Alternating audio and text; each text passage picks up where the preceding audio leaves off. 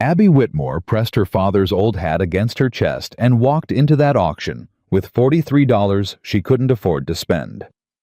The horse in the far pen wasn't even listed on the board. Someone had just dragged it in to fill space ribs, showing one ear torn, standing like it had already decided to die. And when Silas Blackwood leaned over the rail and said loud enough for every soul in that yard to hear, "There's your future Abigail, a dead horse and a dead ranch," she didn't cry. She walked straight to the auctioneer and raised her hand. If you've ever bet everything on something the whole world told you was worthless, this story is for you. Subscribe to this channel, stay with me until the very end, and drop a comment telling me what city you're watching from.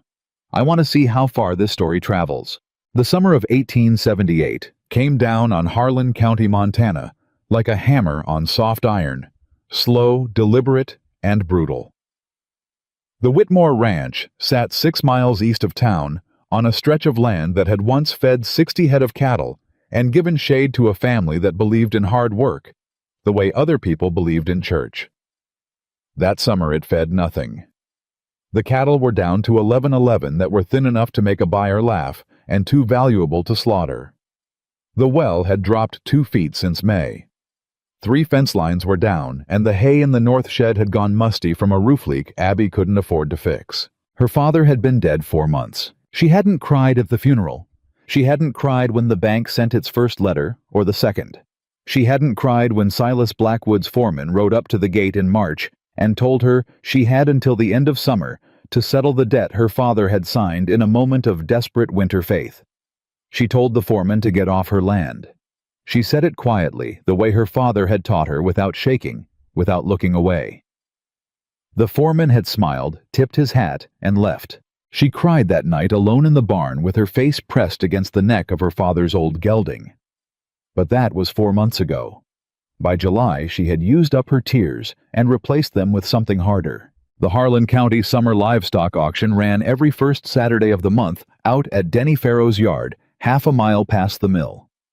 Abby had driven the wagon in alone, wearing her father's hat, because her own had blown into the creek 3 weeks back, and she had not replaced it. She had her father's saddle wrapped in burlap in the wagon bed. Hand-tooled leather silver-stamped, made in 1861 by a craftsman in Santa Fe. Her father had worn it for 18 years. She had been putting off selling it since March. She was done putting things off. The auction yard was already thick with men and dust when she arrived. She tied her mare to the fence and lifted the saddle from the wagon without asking for help, carrying it across the yard under her arm. Men watched her. Some of them looked away. A few touched the brims of their hats in that way men did when they didn't know what else to do with themselves. The saddle brought $60. Not what it was worth, not by a distance, but $60 was $60. She tucked the money into the inside pocket of her vest, pressed her palm flat against it for one moment, and walked back out into the yard. She should have left then. She knew that.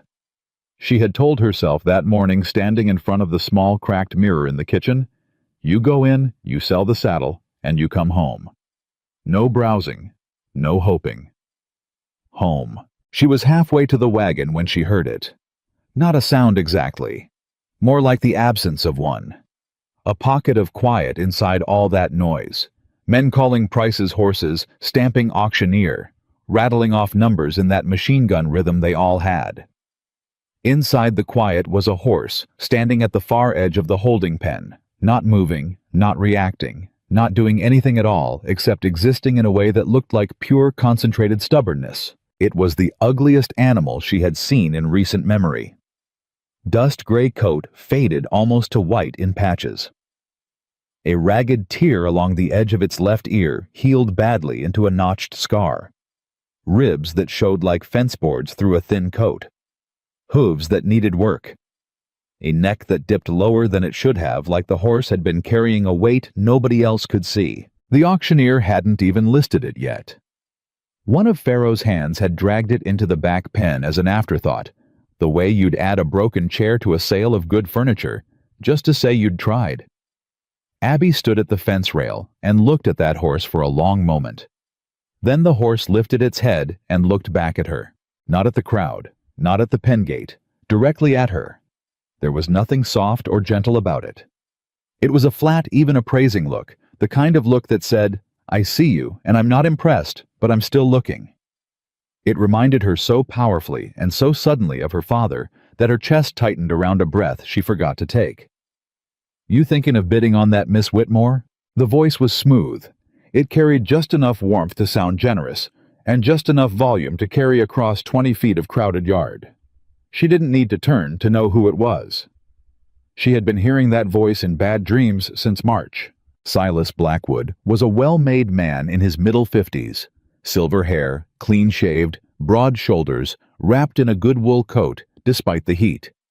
He wore money the way other men wore skin naturally, without apparent effort. He had come to the auction with two of his hands flanking him at a respectful distance, and he walked through Denny Farrow's yard like a man inspecting property he already owned, which Abby reflected was pretty close to the truth for most of Harlan County by that point. "I'm just looking," she said. Blackwood came up beside her at the rail and rested one gloved hand on the top post. He looked at the gray horse for a moment, and then he smiled. It was the kind of smile that didn't involve his eyes. "Wise of you," he said pleasantly. "That animal isn't going to last another summer. You can see it in the legs.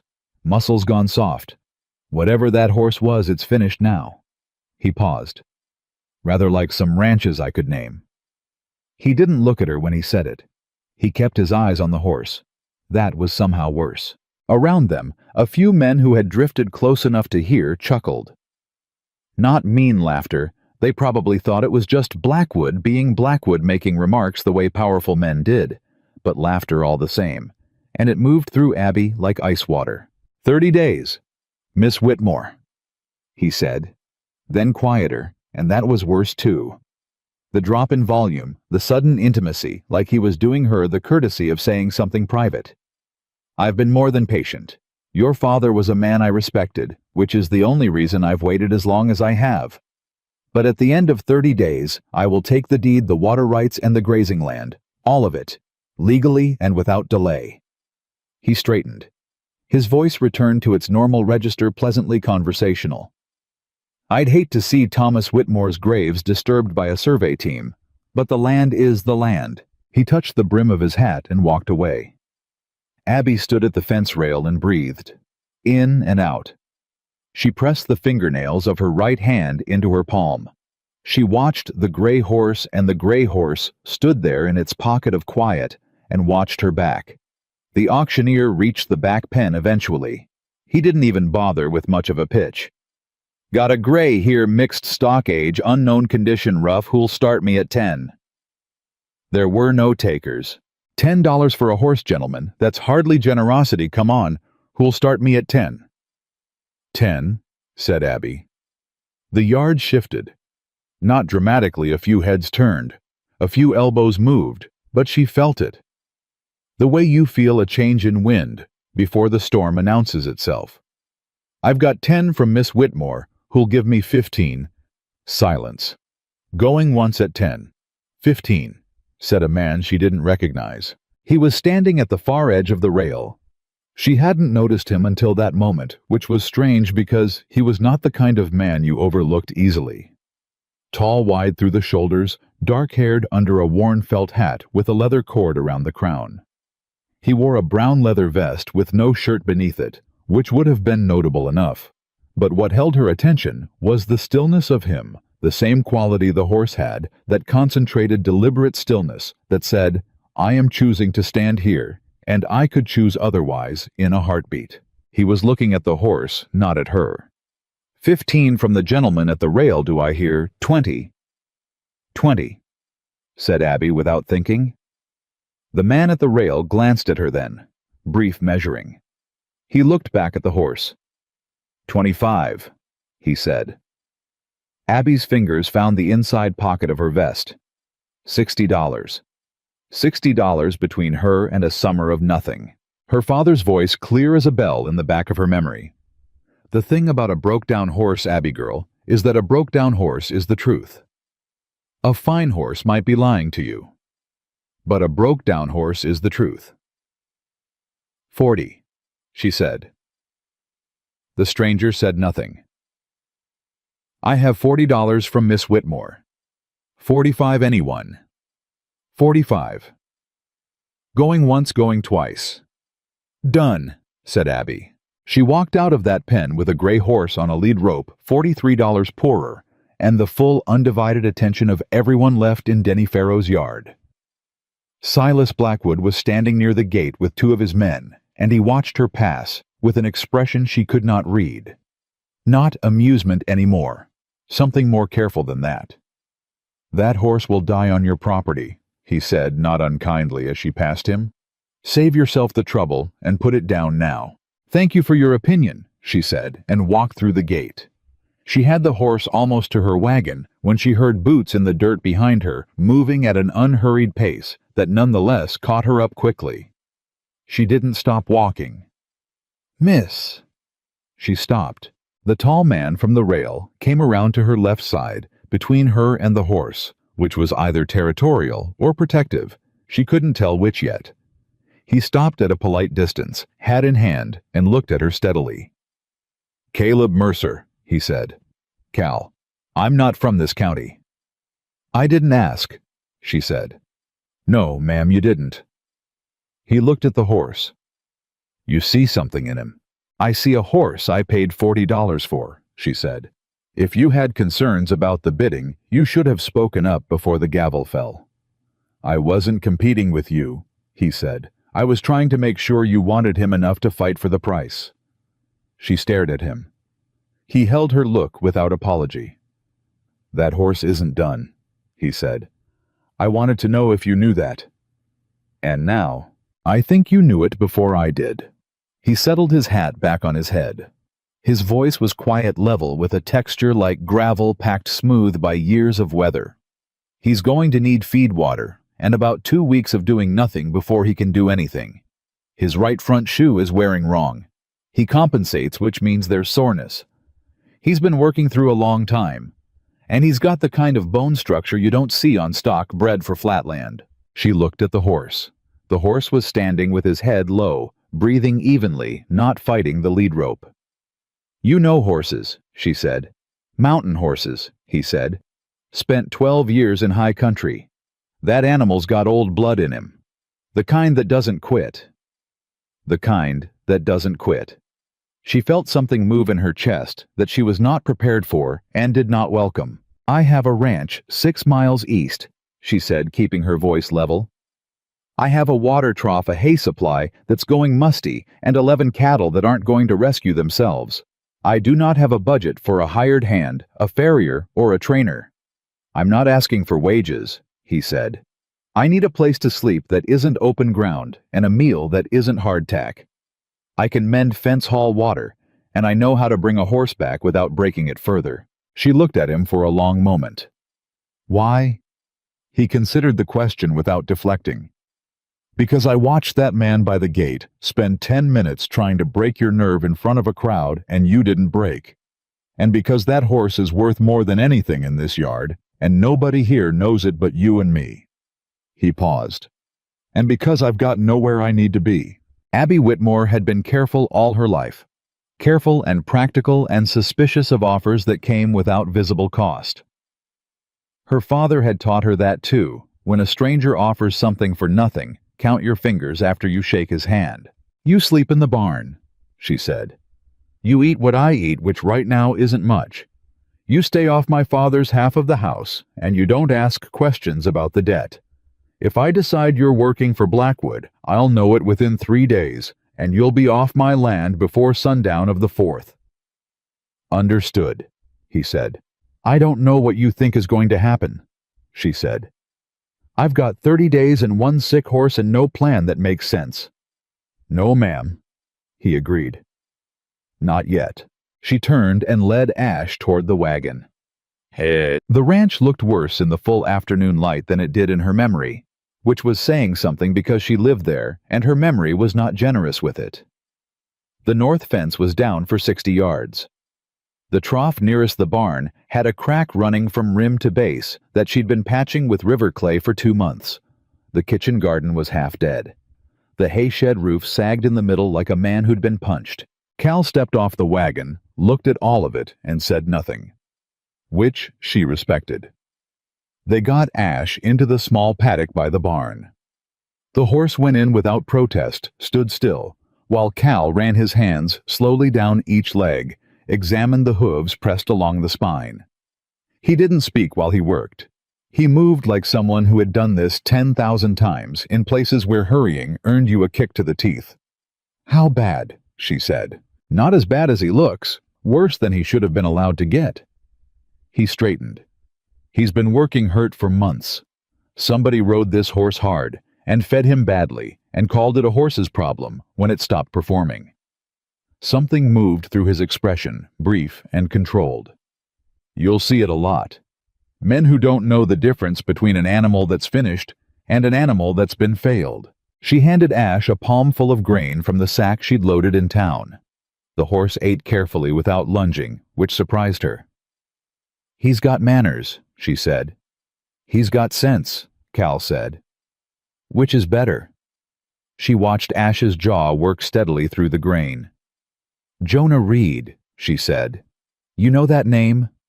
Blacksmith in town." Blacksmith, former trail rider, and the only man in Harlan County who rode with the crews that moved cattle up from the Southwest 30 years ago. "He knew my father. He knows horses." She paused.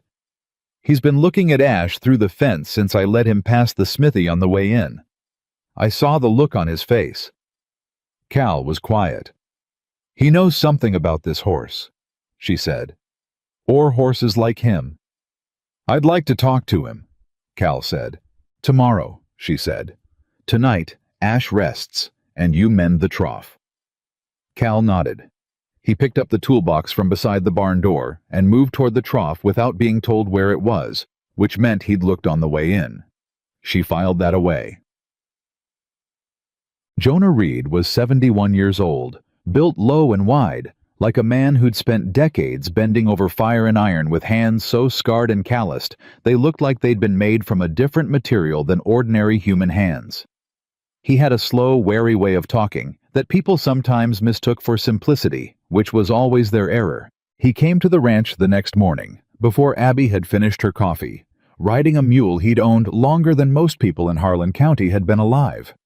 He tied the mule to the fence, walked to the paddock, and stood looking at Ash for a full 4 minutes without speaking. Then he said, "Thomas always said there was still good blood running wild in those mountains." "You know what he is," Abby said. "I know what he might be." Jonah moved to the rail, put one scarred hand out flat, and waited. Ash came to him, not fast, not eagerly, but with a deliberate calm, like a man crossing a room to greet someone he trusts but hasn't seen in a long time. Jonah pressed his palm against the horse's nose and breathed with him for a moment. "Spanish stock," he said. "Old. The kind the first explorers brought over, and the kind that went feral in the mountains and got strong on bad grass and thin air and hard trails. The kind nobody bothered to breed carefully because they didn't look like much." He stepped back. "The kind that outlasted everything else. He's got a name," Abby said. "Ash." Jonah looked at her. "Your father's name for him." "Mine," she said. "He looked like ash when I first saw him. Like something that had burned down but hadn't blown away yet." Jonah made a sound that might have been approval. He looked at Cal, who was standing at the far side of the paddock, with his arms on the rail. "You the one who pegged the bloodline." "I've seen horses like him in the high country," Cal said. "Never one this far east." "Somebody brought him down," Jonah said. "Or he wandered, or he was traded 3 times over and nobody knew what they had." He turned back to Abby. "What are you thinking of doing with him?" She had not said it out loud yet. She had been carrying it since the previous evening, turning it over, looking for the holes in it, the way you probe a sore tooth with your tongue. It sounded in the light of this particular morning, with Jonah Reed watching her steadily and Cal leaning on the rail, like the kind of idea that could end what little she had left. "Blackwood's announced a summer endurance race," she said, "across the high desert trails, the canyon route, over the North Pass." Jonah was very still. "The prize is $800, she said, "which covers the debt and keeps the water rights. Blackwood's running his stallion Dominion. 6 other ranchers with money behind them." She looked at Ash. "I want to enter." The silence lasted a considerable number of seconds. "Abby," Jonah said, and his voice held something careful in it. Not discouragement exactly, but the kind of weight a man puts in a word when he wants you to know he's not dismissing you. He's thinking very hard and very fast. "The canyon route climbs 4,000 feet, Cal said. He wasn't looking at her. He was looking at Ash. His voice didn't have opposition in it. It had the quality of a man running calculations aloud. "Loose shale on the north face of the pass. Creek crossings that go dry by August, which means the horses that can't manage on low water struggle the last 10 miles. Open desert for the first 8. That's where the fast horses will try to break the field." He was quiet for a moment.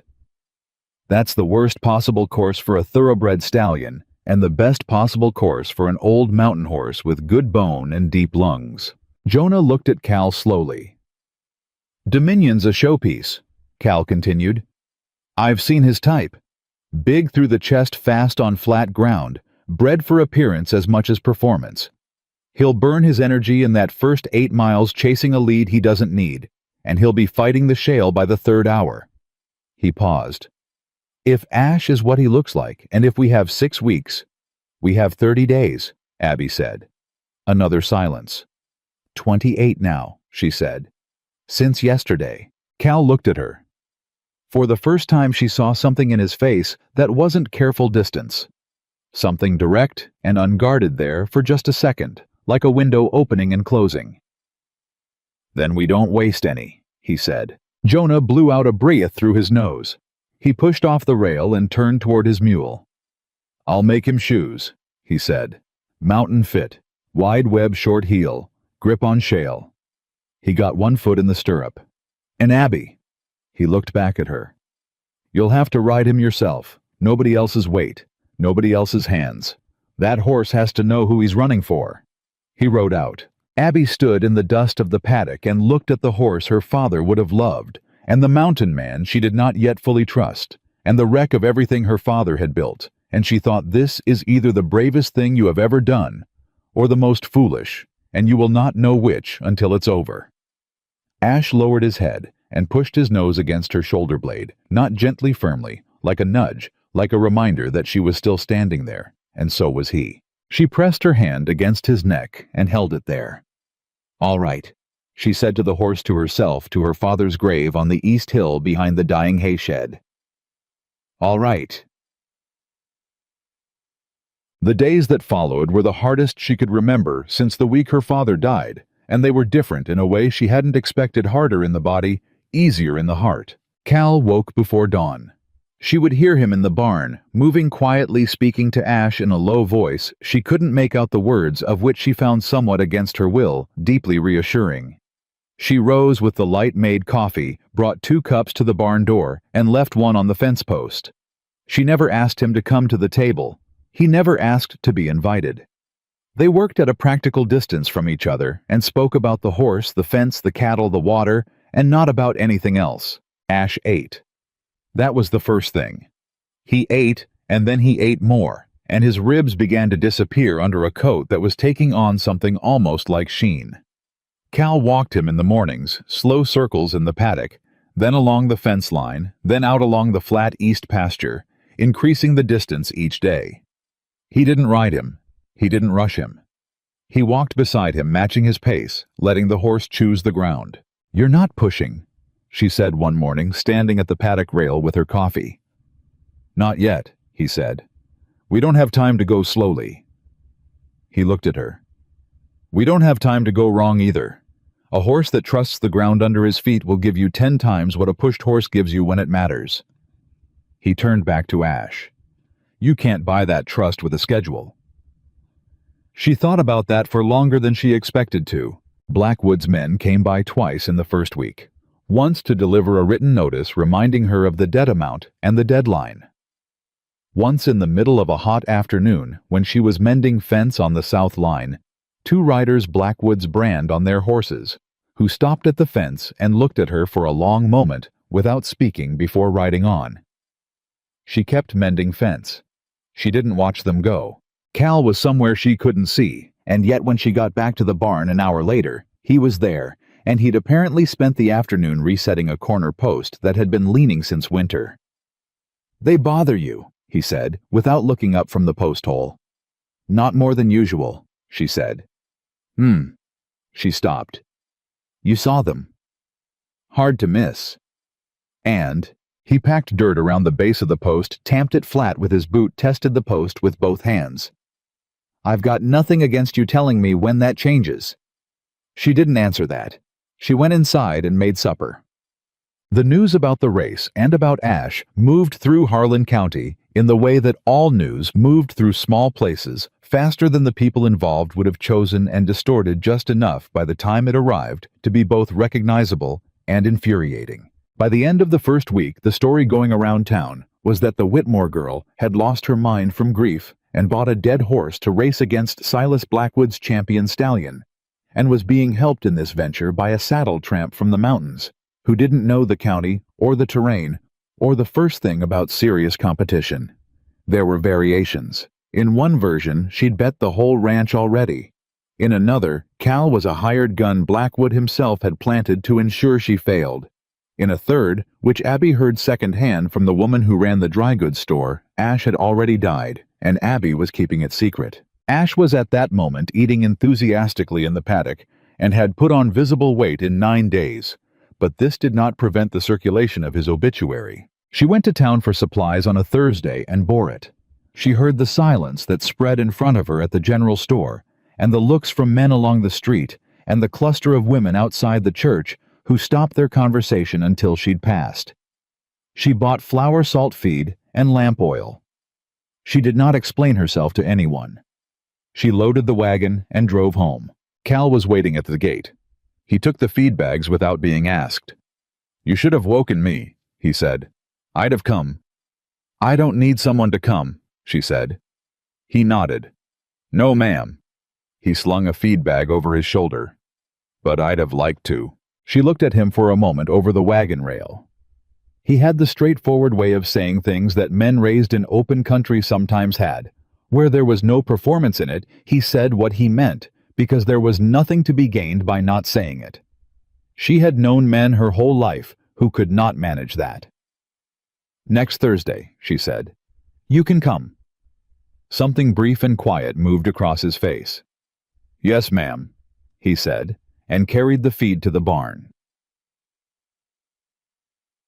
It was Jonah who found her the following morning with the thing she'd been dreading. He rode in early face, carrying the news before he spoke it, and she knew from the set of his jaw that it was bad. "Blackwood's changed the race wager structure," he said. "Official notice posted at the courthouse this morning. Any entrant can register a side wager with the race committee. Binding legal document. Witnessed and sealed." He pulled a folded paper from his coat. He posted his own wager for public review. If you enter, he's requesting a counter-wager of equal standing. She read it. She read it twice. If Ash crossed the finish line first, Silas Blackwood would release all debt liens and claims on Whitmore Ranch in full, permanently, and on record. He would sign it before witnesses on race day morning. If Ash did not finish first, Abby Whitmore would sign over the deed to Whitmore Ranch, the water rights, and all grazing claims immediately upon conclusion of the race. "He wants it over," she said. "One way or the other. He wants it done in public where there's no room for legal arguments later." "He thinks he's already won," Jonah said. "He's offering this because he believes it costs him nothing." She folded the paper and held it. "If you sign this and the horse fails," Jonah said carefully, "you walk away with nothing, not even time to negotiate. The ranch goes immediately." "I know." "Abby." "I know, Jonah." She looked up. "Where's Cal?" He was behind her. She hadn't heard him come out of the barn. He stood 6 feet away with his arms at his sides, and his face was very still, and he was looking at her with an expression that was not pity, and not encouragement, and not pressure. It was something more honest than all of those. Something that said, "I see what this is, and I will not pretend it's smaller than it is, and I will not tell you what to choose." 21 days, she said. 21 days, Cal said. She looked at the paper in her hands. She looked at the ranch, the broken fence, and the cracked trough, and the musty hay, and the cattle, and her father's grave on the East Hill. She looked at the paddock where Ash was standing in the morning heat alert, watching her with his flat, dark eyes, that same look from the auction pen that I see you, and I'm still here, look.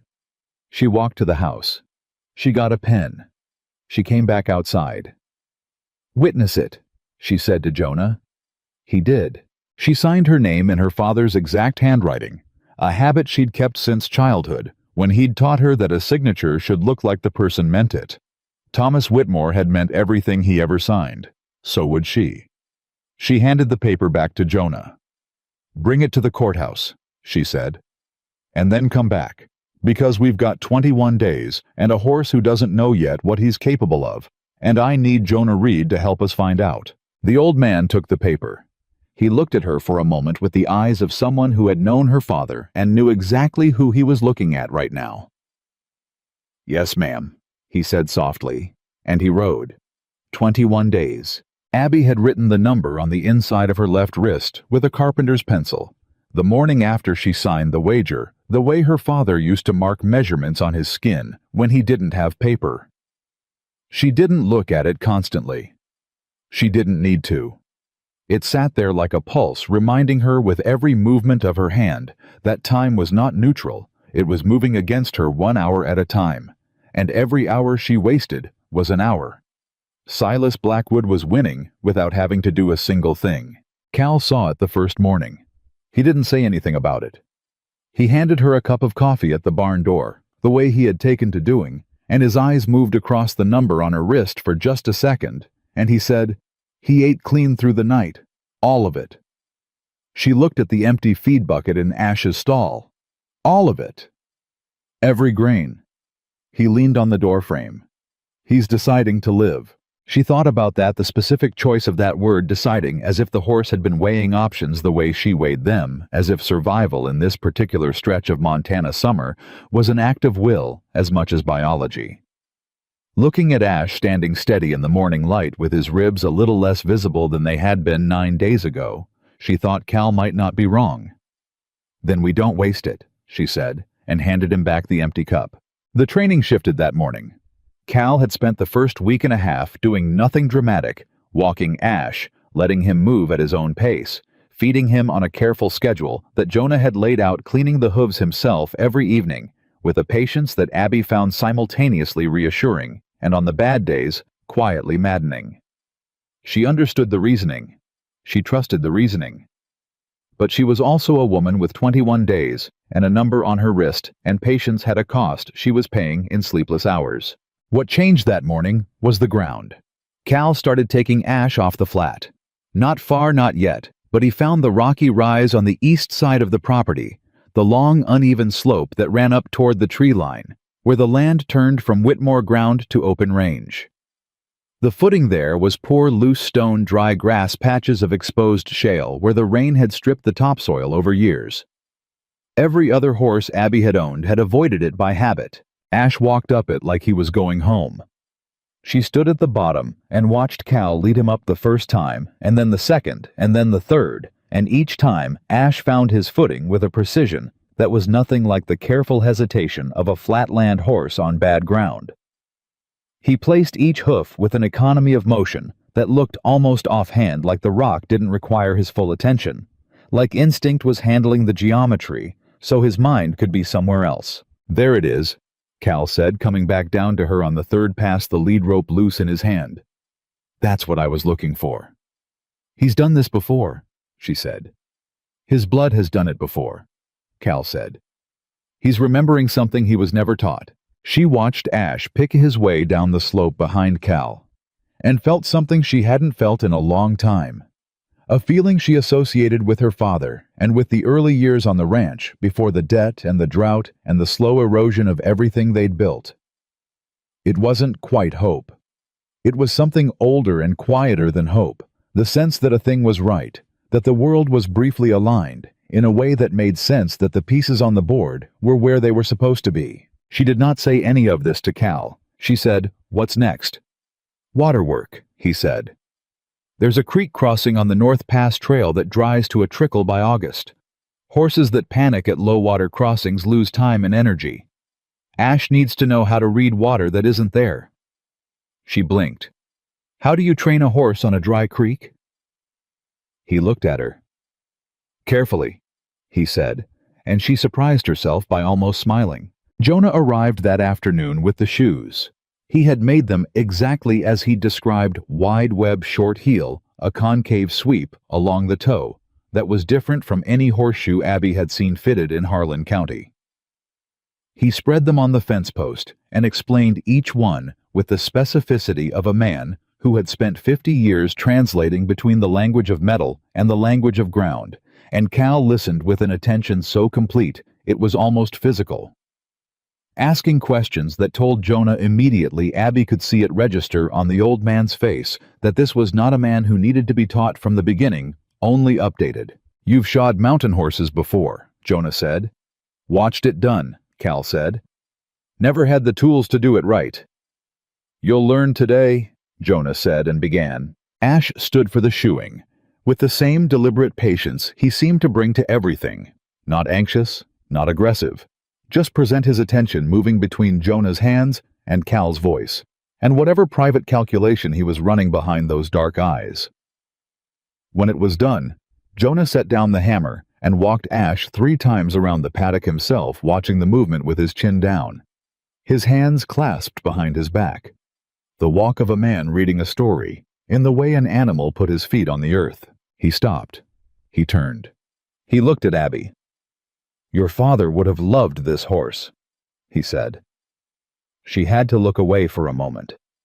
She looked at the East Hill, at the marker there, the simple wooden cross she'd driven into the ground herself, with her own hands in the frozen March earth. When she looked back, both men had the decency to be looking elsewhere.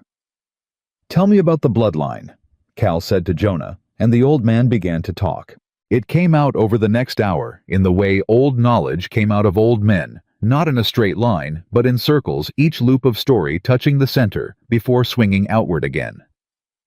Jonah had ridden with crews out of Texas in the 1840s, young men pushing cattle up into country.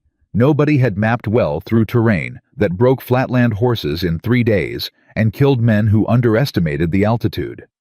The horses that survived that work were not the fine ones.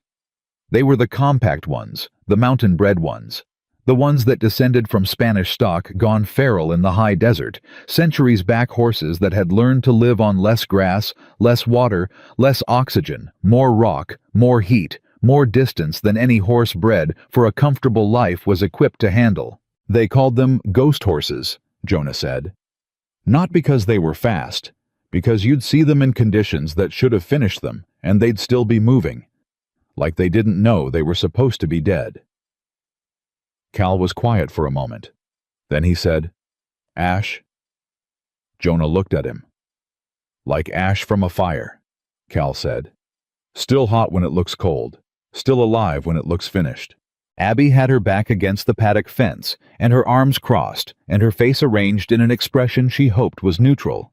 It was not entirely successful. "That's not why I named him that," she said. "Isn't it?" Cal said without looking at her. She chose not to answer. It was Jonah who broke the silence, his voice shifting from storytelling to something more businesslike, which meant the practical part of the afternoon had arrived. "You need to ride him," he said to Abby. "Today. Not a long ride, not a test. Just contact. He needs to know your weight, your hands the way you breathe when you're worried. He needs to learn you before the race, or he'll be managing 2 unknowns on the day the course and his rider." She had been expecting this. She had also been avoiding thinking about it, which was its own kind of answer. She had ridden her whole life. She was comfortable in a saddle in the practical, unsentimental way of a rancher's daughter who had learned to ride before she learned to read. But she had been riding working horses on familiar ground horses she'd known for years, horses whose particular habits and preferences she understood the way she understood the floorboards of her own house, which ones creaked, which ones held. Ash was unknown ground. She went to him. She didn't reach for him immediately. She stood at his shoulder first, breathing the way she'd watched Cal do in the mornings, the way you had to do with any animal that had been through enough to earn its distrust. Ash turned his head and looked at her with that level appraising gaze, and after a moment he exhaled a long, slow breath through his nostrils and dropped his nose toward her hand. She put her palm against his jaw, held it there. "All right," she said quietly. "Let's learn each other." She mounted without drama. Ash shifted his weight slightly when she settled, adjusting, finding the balance of her. She sat still, didn't ask for movement, waited. Cal and Jonah were at the rail, and she was aware of them, but distantly, the way you're aware of weather present, but not the main concern. Ash moved, not because she asked. He just began to walk a slow circuit of the paddock, choosing his own line, and she sat his movement and let him, keeping her hands soft on the reins, and her weight centered, and her breathing deliberate.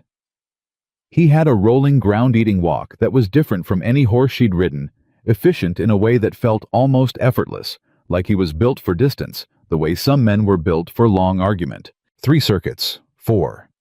She let herself feel the movement, the way his back swung, the way he carried his head, the rhythm of it. She closed her eyes for one turn, and just listened to his footfalls on the packed dirt, learning the pattern. When she opened her eyes, Cal was watching her with an expression she didn't have a name for immediately. She found the name for it a few seconds later, turning it over. It was the look of a man who has been worried about something for days and has just seen evidence that maybe he didn't need to be. She rode him for 40 minutes. When she dismounted, her legs were steadier than she expected, and something in her chest had settled. "Well," Jonah said.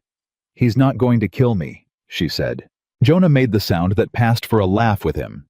"No," he said. "He's going to try to save you," which is a different thing. The days moved, and the number on her wrist moved with them, 21 to 18, 18 to 15. Each morning the figure felt more specific, more final, a countdown with weight behind it, rather than just arithmetic.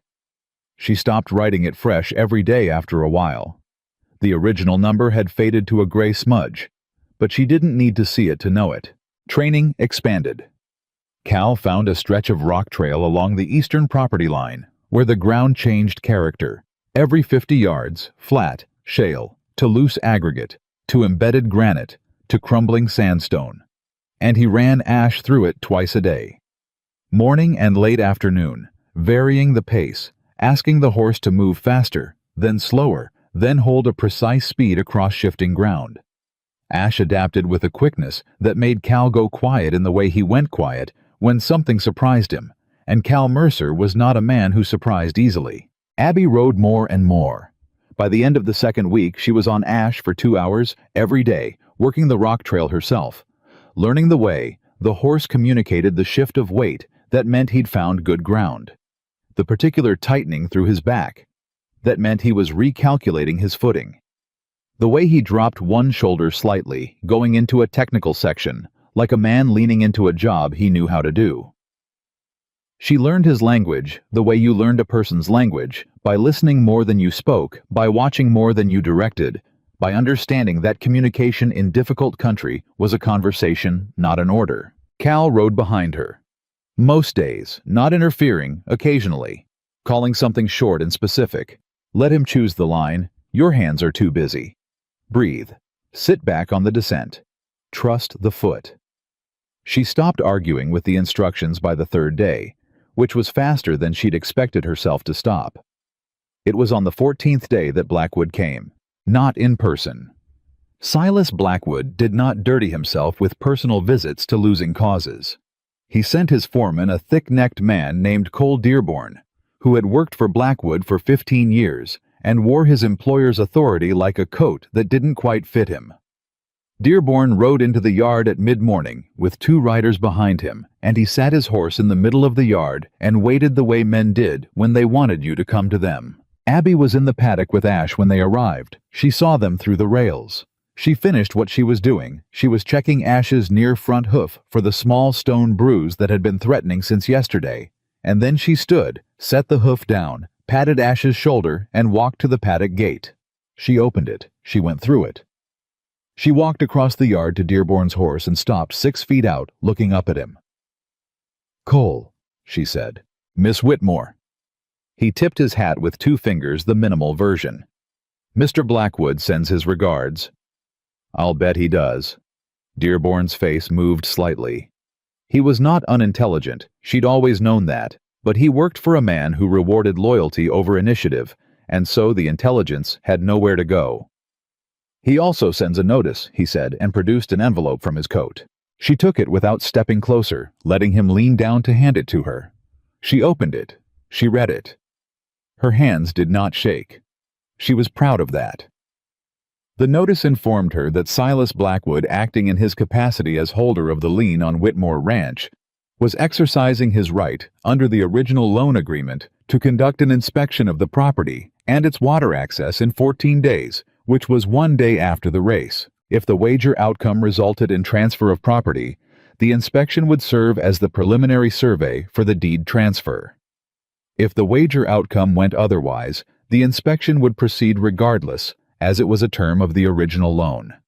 Either way, Blackwood's men would be on her land the day after the race. It was a message dressed up as a legal formality. The message was, "I have already won, and we both know it, and I am not even going to pretend to wait and see." She folded the letter. She put it in her vest pocket. She looked up at Dearborn. "Tell Mr. Blackwood I received his notice," she said, "and tell him I'll see him at the finish line." Dearborn looked at her for a moment.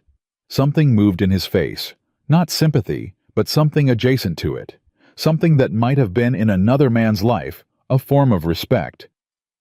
"Yes, ma'am," he said, and reined his horse and rode out with his 2 men behind him. She stood in the yard until the sound of hooves faded. Then she put both hands flat against her thighs and pressed hard, the way she'd learned to do when she needed to feel something solid, and breathed. "That was well done," Cal said behind her. "Don't," she said. He was quiet. She turned around. He was standing 10 feet away where he'd come out of the barn at some point during the exchange, and he had that careful stillness about him, that mountain country patience. She looked at him and felt not for the first time the particular frustration of being near someone who was consistently decent when you were not entirely sure how to handle decency. "He's not worried," she said. "That's what the letter means. He sent it because he wanted me to know he's not even nervous. He thinks this is already over." "I know," Cal said. "Do you think he's right?" He held her gaze. "No," he said, simply without addition or justification. "Why not?" "Because I've watched that horse for 2 weeks," he said, "and I've watched you for 2 weeks, and I've watched men like Blackwood my whole life, men who own good horses and clean clothes, and believe that what money can buy is the same thing as what hard country makes."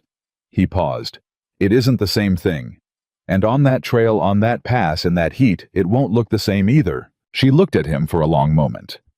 The morning was hot and still, and the yard was empty, and the number on her wrist, smudged but present, said 7 days. "I need to ride," she said. "Yes, ma'am," he said.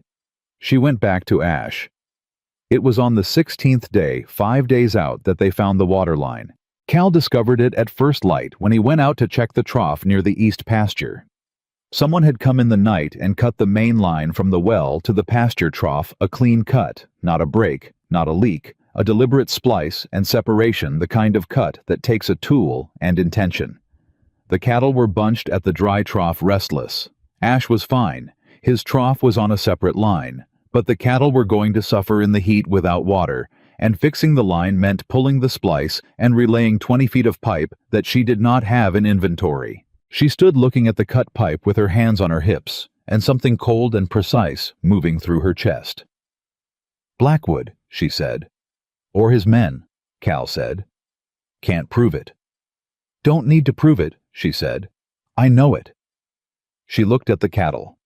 11 animals in the rising heat, beginning to show the first signs of distress. "How long to fix it?" "Most of the day, if we make a trip to town for pipe."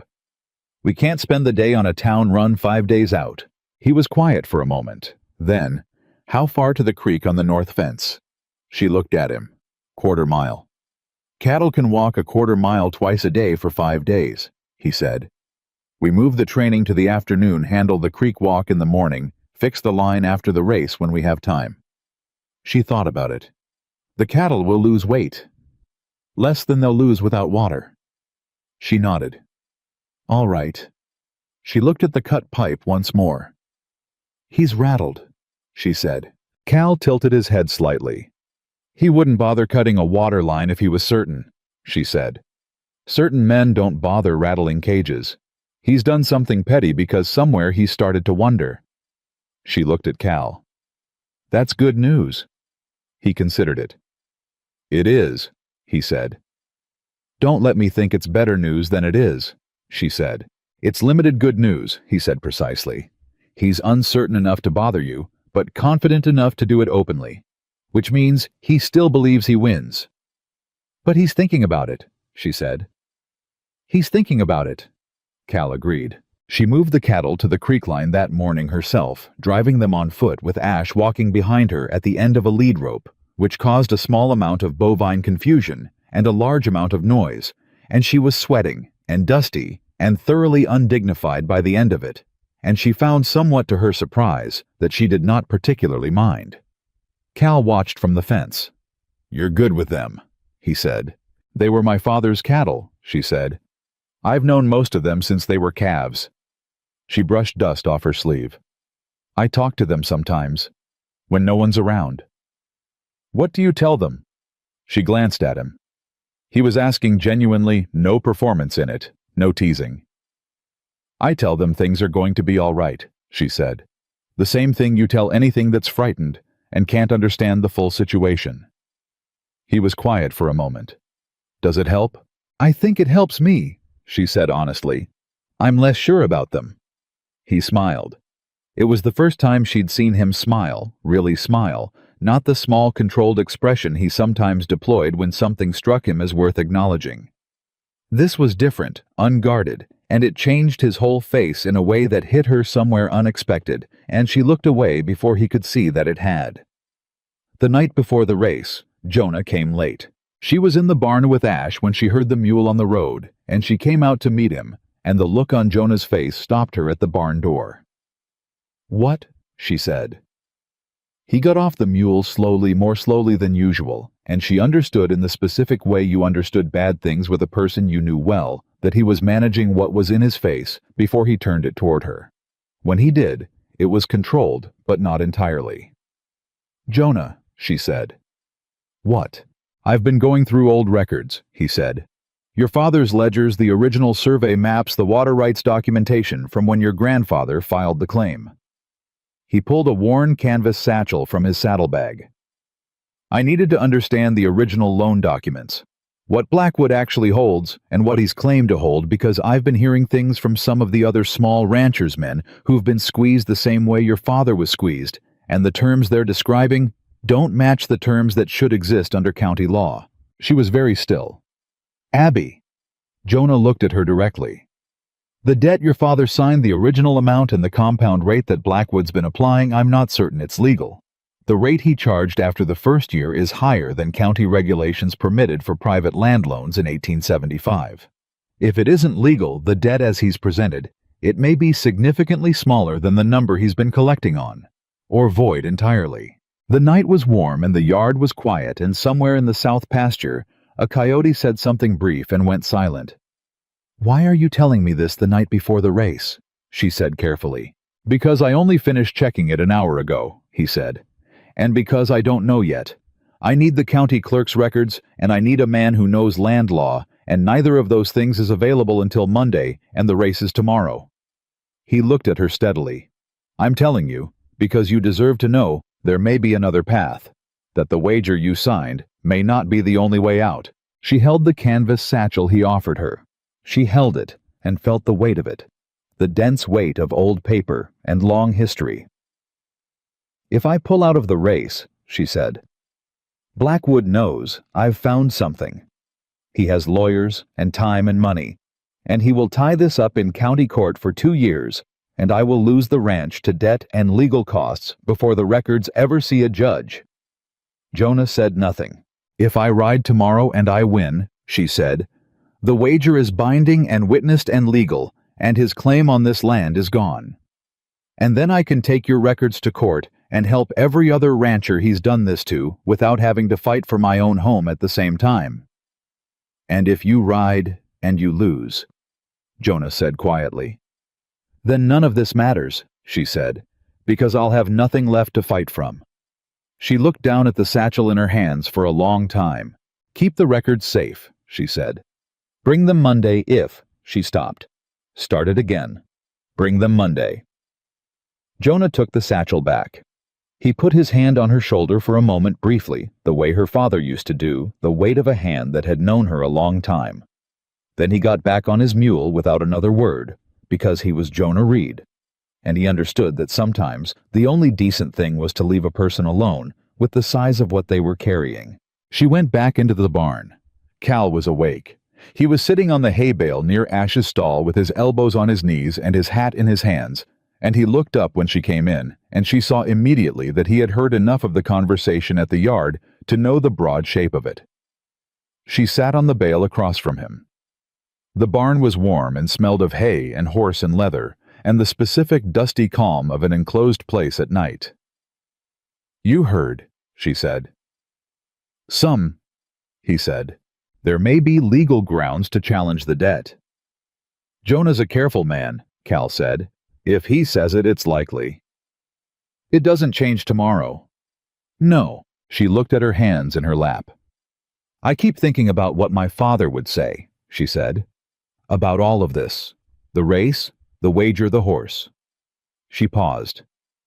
He was a man who bet on things he believed in and lost enough times that he learned to be careful. He signed Blackwood's loan because he had no other option, and he knew it was a bad deal, and he signed it anyway, because what else do you do when there's nothing else to do?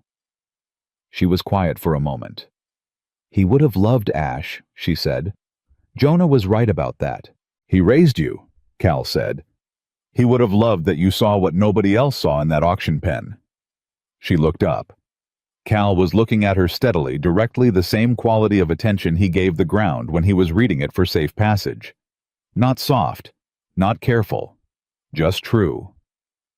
Tomorrow, she said. Tomorrow, he said. She nodded. She stood. She went to Ash's stall and put her hand flat against his neck, and the horse breathed steady and slow, and she stood with him in the warm dark for a long time. Long after Cal had gone quiet on his hay bale. Long after the coyote had gone silent in the south pasture. Long after the number on her wrist had become nothing but a smudge of graphite on skin because she didn't need it anymore. She knew how many days were left. 1.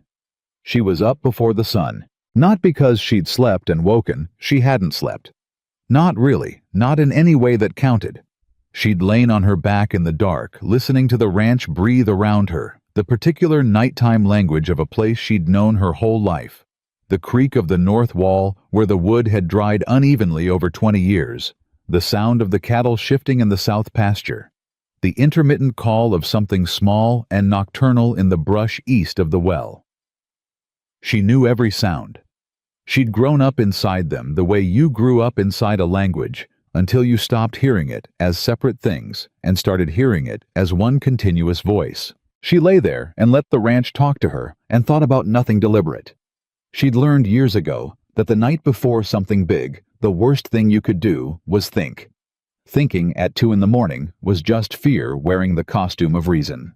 She got up when the dark outside her window shifted from black to the particular deep blue that came 20 minutes before first light. She dressed in the dark, the same clothes she'd laid out the night before.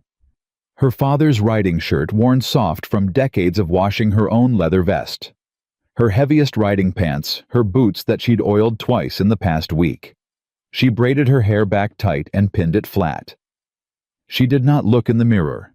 Cal was already in the barn. She had expected that, but it still did something to her walking through the barn door and finding him there in the lamplight, moving around Ash with the quiet, deliberate attention he'd given the horse every morning for 3 weeks. He'd already groomed him. The gray coat had a quality in the lamplight that it hadn't had 4 weeks ago.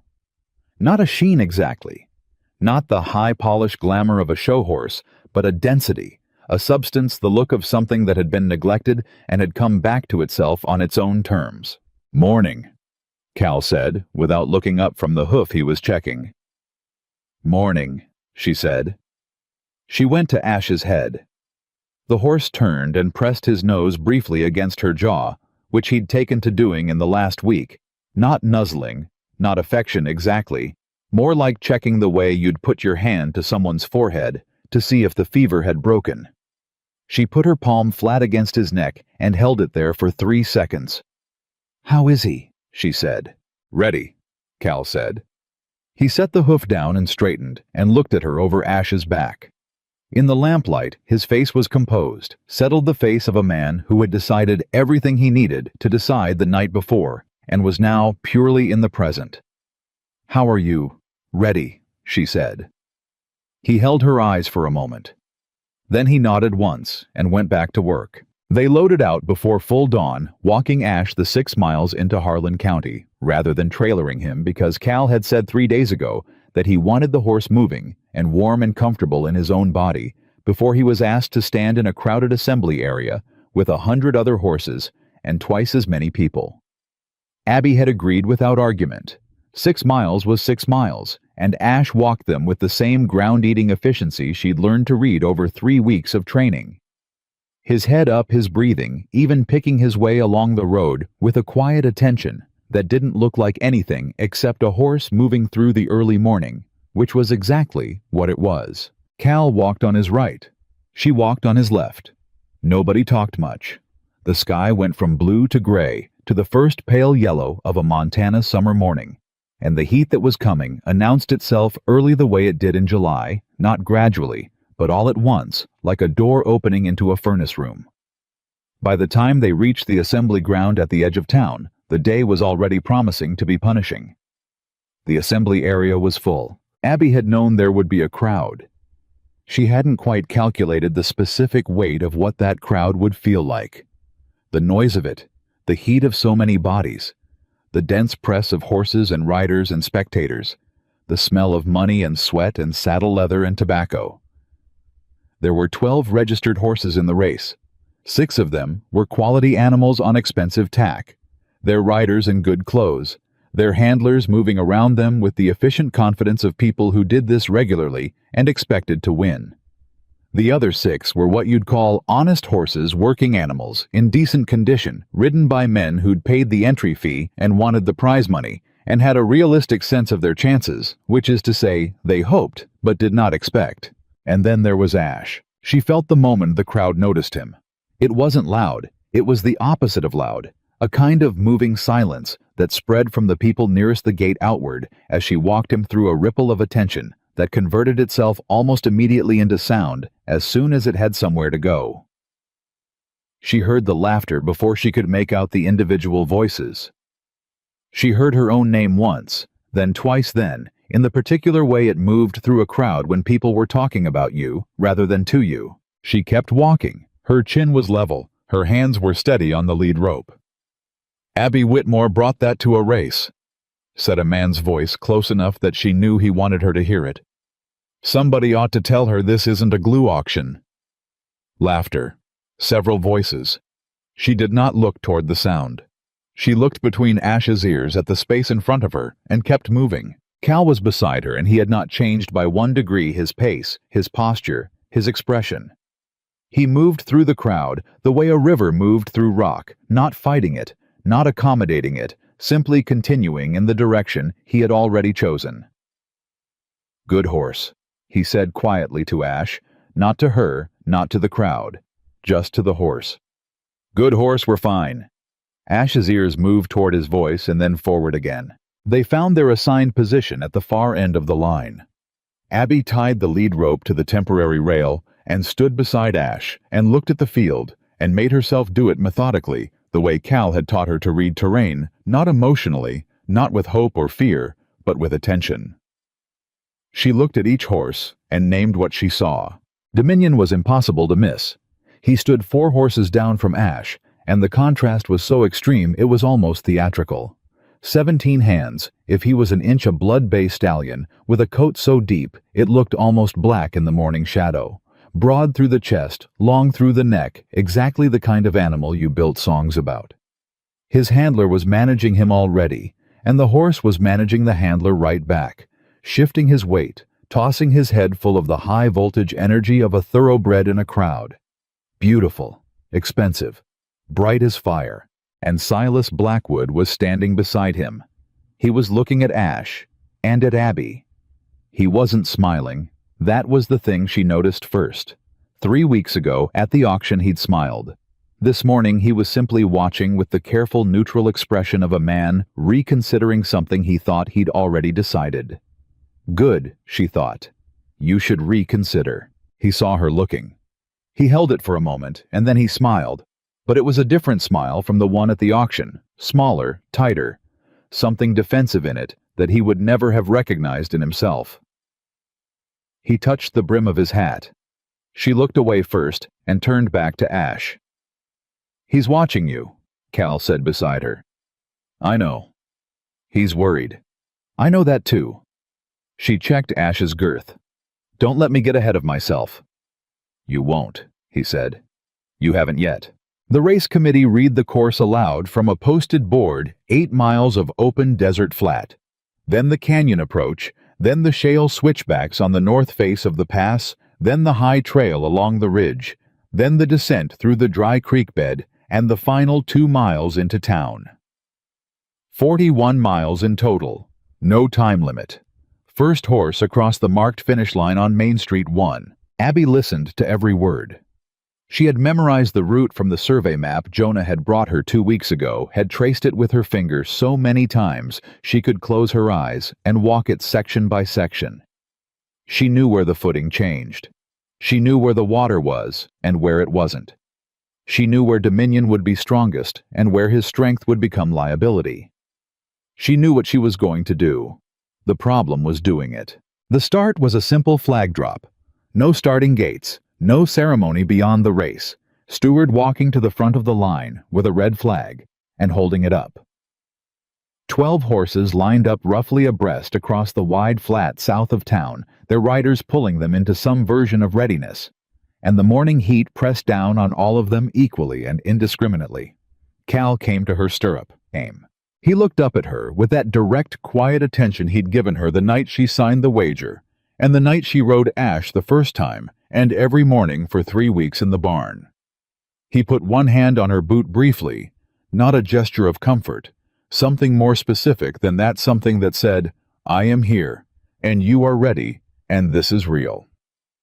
"Canyon Trail," he said. "Same as we practiced." "Same as we practiced," she said. "Don't chase Dominion in the flats." "I know. He'll make it look easy for 8 miles. Let him." "I know, Cal." He held her boot for one more second. "You've already done the hard part," he said. 3 weeks ago, you bought a horse nobody wanted. Everything since then has been proving you were right." She looked down at him. She wanted to say something that matched the weight of the 3 weeks behind them, the early mornings, and the hard miles, and the waterline, and the night with Jonah, and everything that had accumulated between two people, working toward the same impossible thing.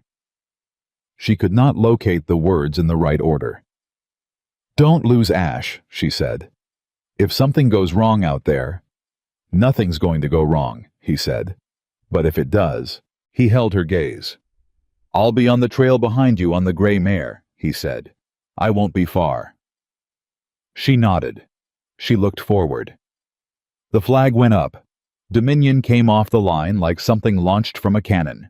Abby had known it was coming, and it still hit her like cold water, the raw speed of him, the way he simply consumed ground his hooves, barely seeming to touch it before he was already somewhere else. Blackwood rode him with the ease of a man who had done this many times, and trusted the animal under him completely, and within the first quarter mile he had already put 40 yards between himself and the field. Half the field chased him. She didn't. She felt Ash pull a brief, honest surge of competitive instinct, the horse's body saying, "We could go, we could chase, let us go." And she held him steady with her hands and her weight and her breathing, keeping him to the ground. Eating pace they'd trained, the pace that looked slow and was not slow. the pace that was built for 41 miles and not 8. The riders around her were already making mistakes. She could see it, the ones who'd chased Dominion burning their horses in the first half mile, the ones who were fighting their mounts instead of riding them, the ones who were looking at the leaders instead of the ground in front of them. She looked at the ground in front of her. "Good horse," she said to Ash quietly. "We know where we're going." 8 miles of desert flat. The sun was fully up by the time they hit the 3-mile mark, and it was doing what a Montana July sun did when it had clear sky and open ground. It was working. She could feel it on her shoulders and the back of her neck, and she could feel it on Ash too. The way the heat pressed down, and she watched his breathing, and it was fine. It was steady. It was the breathing of an animal that had been built for heat by generations of animals before him that had no other option. Dominion was a dark shape ahead, distant, moving with that beautiful burning efficiency. 2 miles of flat remained when she heard the first horse drop out. She heard it before she saw it. A shout. A sound she'd been around horses long enough to identify without seeing the specific noise of a rider pulling up hard and a horse refusing to go further. She passed them 30 seconds later, a brown gelding standing with its head down sides, heaving its rider on the ground beside it with his hands on his knees. Not injured. Just done. 4 miles to the canyon mouth. She kept Ash moving. Around her, the field had thinned. 6 horses, still running, strung out across the flat Dominion, still leading by a distance that looked comfortable, and probably wasn't. She thought about what Cal had said about Dominion's breeding, about the horses built for show, as much as performance, about the ones that burned everything in the first hour and had nothing left for the last 10 miles. Let pride burn itself out. She let him. The canyon mouth came up faster than she expected. A narrowing of the world from open flat to close walls of red rock and loose shale, and the particular dense trapped heat of a canyon in July heat that had nowhere to go and stayed. 3 horses entered the canyon ahead of her. Dominion was not visible. He was already through the first switchback. The footing changed the moment she crossed into the canyon, and Ash changed with it. She felt it under her, the shift in the horse, the way his attention concentrated, the way those small iron-shod hooves found purchase on the loose shale with a precision that was almost musical, each placement deliberate and sure. His pace didn't slow. It reorganized. He was using himself differently on this ground, differently from how he'd moved on the flat, and she sat his movement and trusted it, the way she'd learned to trust it over 3 weeks of rock trail practice on the east slope of Whitmore Ranch. The first horse fell back around her at the first switchback. She heard the rider curse, heard the scramble of iron shoes on loose stone, and passed them without looking. The second dropped back at the second turn, this one simply stopping, refusing the exposed shale edge, with the entirely sensible self-preservation of a flatland horse that had reached its limit. Ash did not hesitate. He took the shale edge with his head slightly lowered, his weight balanced back, his feet moving in that quick, soft, absolutely certain pattern that Jonah had called the mountain horse's first language. She felt no fear under her. She felt nothing under her that resembled uncertainty. She felt something that took her a full 10 seconds of moving through the canyon to identify, because it was so foreign to the last 4 months of her life. She felt trust, not optimism, not hope. Trust, the specific, grounded kind that came from evidence, from watching something prove itself over time in conditions that left no room for pretending. Ash had been proving himself for 3 weeks on every difficult piece of ground Cal could find on that ranch, and now he was proving it here, and she knew it, and she sat his movement and gave him her weight and let him do what he was made for. They were climbing. The shale switchbacks were the point in the course that she had fixed in her mind as the pivot, the place where the race would either open up for her or close. She had ridden this section in her mind dozens of times in the past 3 weeks, lying in the dark, while the ranch made its night sounds, walking the map with her imagination, while her body lay still. She knew the third switchback was where the trail narrowed to a width that allowed only a single horse, where the outside edge dropped away into a ravine shelf 40 feet below, and the inside wall pressed close enough to scrape a rider's knee. She heard Dominion before she saw him. The sound reached her first. Not the steady rhythm of a running horse, but something irregular, a scrape, a scramble, a snort that had panic in it. She came around the third switchback and pulled Ash to a stop so fast she nearly unseated herself. Dominion had gone down on the narrow section. Not fallen, not yet, but he was on his knees on the loose shale, his front legs scrambling for purchase on a surface that offered none. His weight tipping toward the outer edge, where the trail dropped away. Blackwood was off him, pressed against the inside wall, his face the color of old paper, one hand gripping the reins too hard, which was making it worse, which she could see clearly, and which Blackwood could not see at all, because fear did that to people. Dominion's haunches were going, he was sliding, 6 inches from the edge, 4. She had known this moment was possible. She had thought about it not with pleasure, not with the dark satisfaction she might have allowed herself in her worst moments, but with a cold clarity that she recognized now as having been preparation. She had known that the trail was dangerous, and that Dominion was wrong for it, and that pride would bring him here, and she had known that when it happened, she would have to decide who she was. She was off Ash before she finished the thought. The lead rope was in her hand, and she was moving to the inside of Dominion, getting between the horse and the wall, talking to him in a low, continuous voice, the way she'd learned to talk to frightened animals.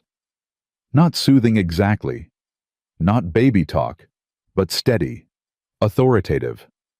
I am here, and I know what to do, and you are going to be all right, if you listen to me. And she got one hand on Dominion's near shoulder, and pressed, not pulling, pressing, redirecting the horse's scrambling weight inward away from the edge.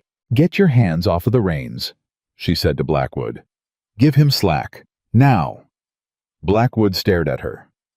Now, she said, and her voice had a quality in it that she recognized as her father's, not loud, not angry, simply final. Blackwood dropped the reins.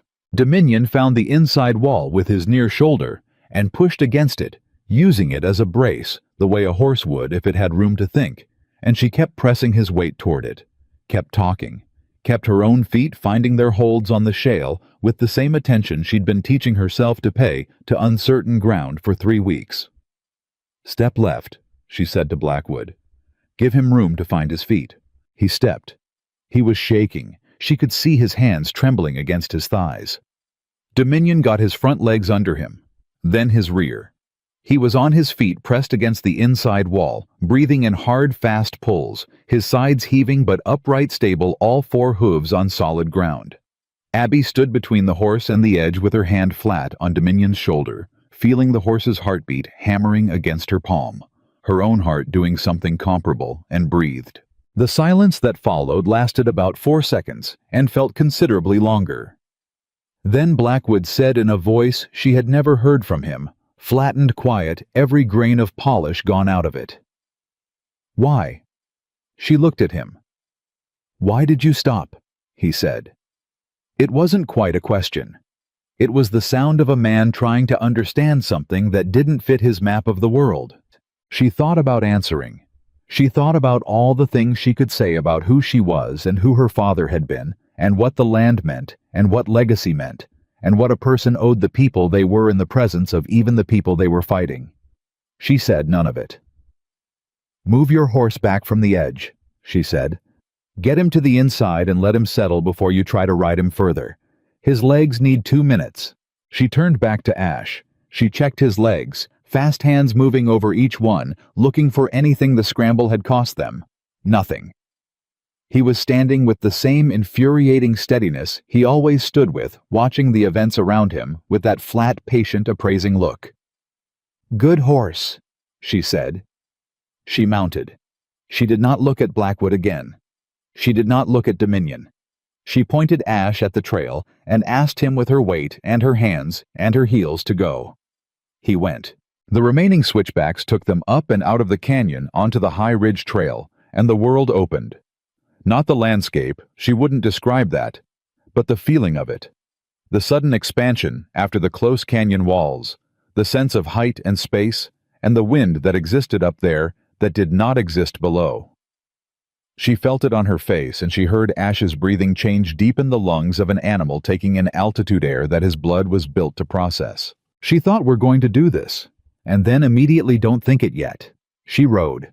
The ridge trail was 4 miles, and it had its own demands.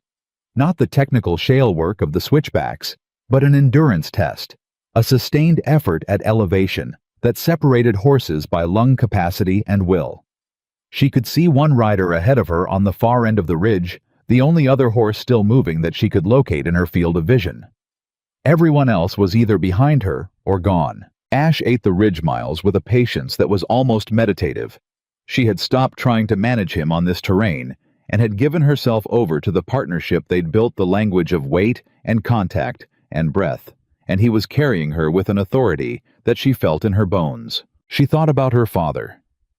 She didn't mean to. It came without invitation, the way things did when your body was working and your mind had space. She thought about him riding the same county's trails on less capable horses with more debt than she'd inherited, and still managing to believe right up until the end that the land was worth the fight. She thought about the wooden cross on the East Hill. She thought about the saddle she'd sold. She thought, I'm going to bring it back. The descent began. Cal had told her the descent was where riders lost races they'd already won, the instinct to run downhill when the horse needed to be held, the pressure that built in the horse's front legs on a long downgrade, the way tired horses made mistakes in the last miles that cost them everything. She held Ash to a controlled pace down the first long slope and felt him pull against her hands. Not badly, not dangerously, just the honest complaint of a competitive animal that could see the bottom and wanted to reach it, and she talked him through it, the same way she'd talked to the cattle on the quarter-mile walk to the creek. Easy, she said. We've got time. We've got enough time. They hit the dry creek bed. Here the footing was the worst. The loose stones of a watercourse stripped of water, uneven, unpredictable, the kind of ground that broke ankles and bent shoes and ended races.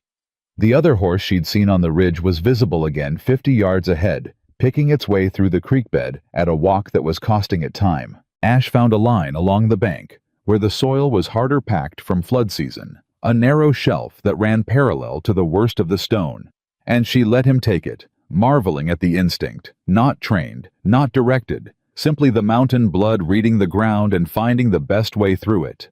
They passed the other horse. The rider looked at her as she went by.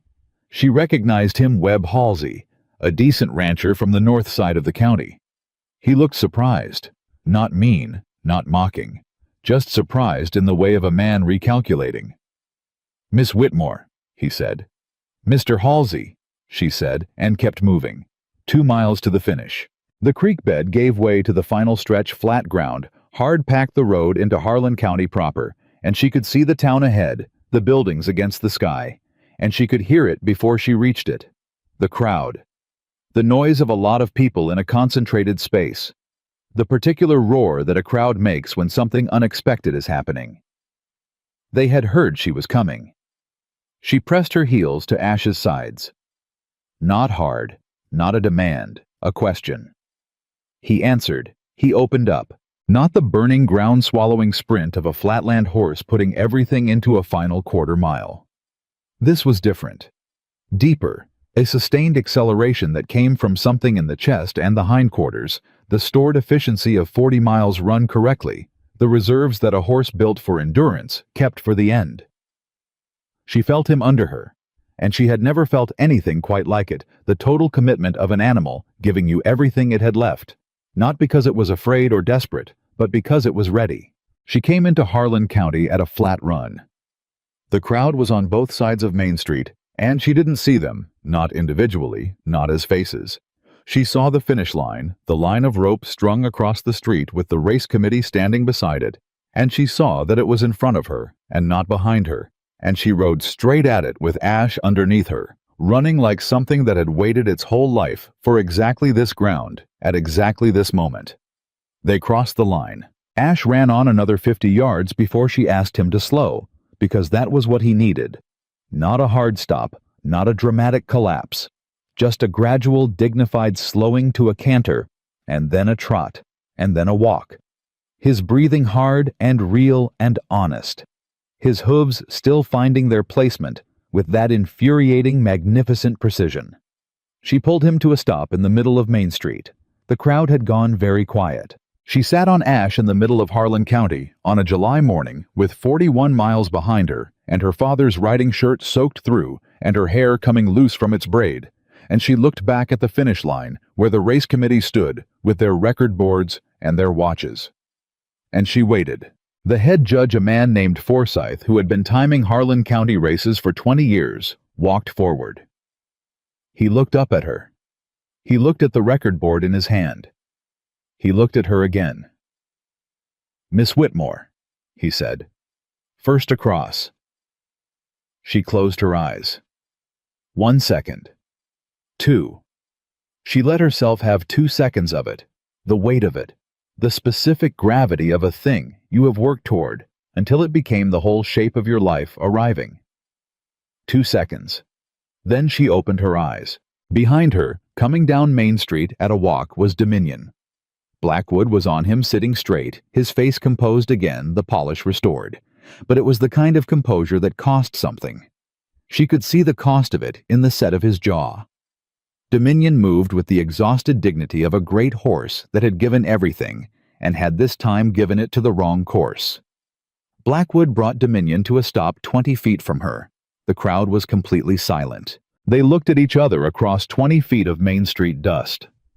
Blackwood's hands were still on the reins. She watched him breathe one breath, too, and she watched him look at her, and she watched something move through his face that was not defeat exactly, not yet, but was the beginning of understanding that defeat was not a thing he could prevent. "The wager," she said, clearly enough for the crowd to hear, "is legal and witnessed." He held her gaze for a long moment. Somewhere in the crowd someone coughed. A horse stamped.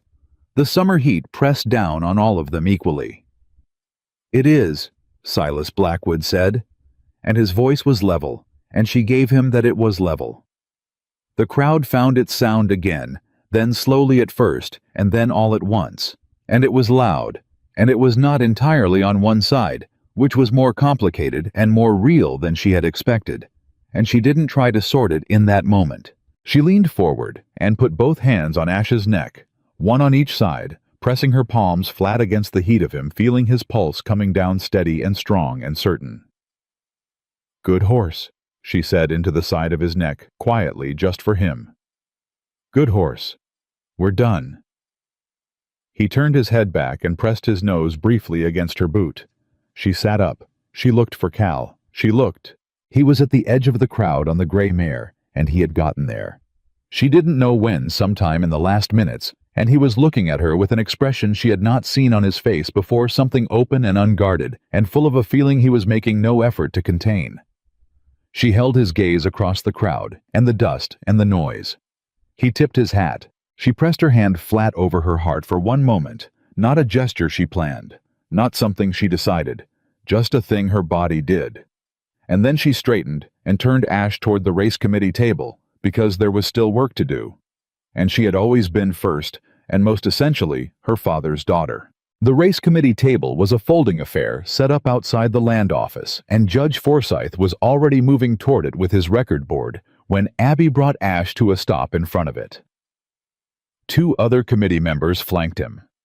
Alderman Pierce, a thin man with a precise mustache who handled the county's legal affairs, and Doc Waverly, who served as race physician and witness by tradition. Both of them looked at her with expressions she read quickly. Forsyth satisfied the look of a man whose job was to record facts and who had a clean fact to record. Pierce careful the look of a man who understood that what happened next had legal weight. Waverly openly moved, which surprised her. He was not a man she'd have predicted sentiment from. "Miss Whitmore." Forsyth laid his board flat on the table. "For the record, Ash Mountain bred gray registered to Abigail Whitmore of Whitmore Ranch, Harlan County. First across the finish line at 11:42 in the morning." He looked up.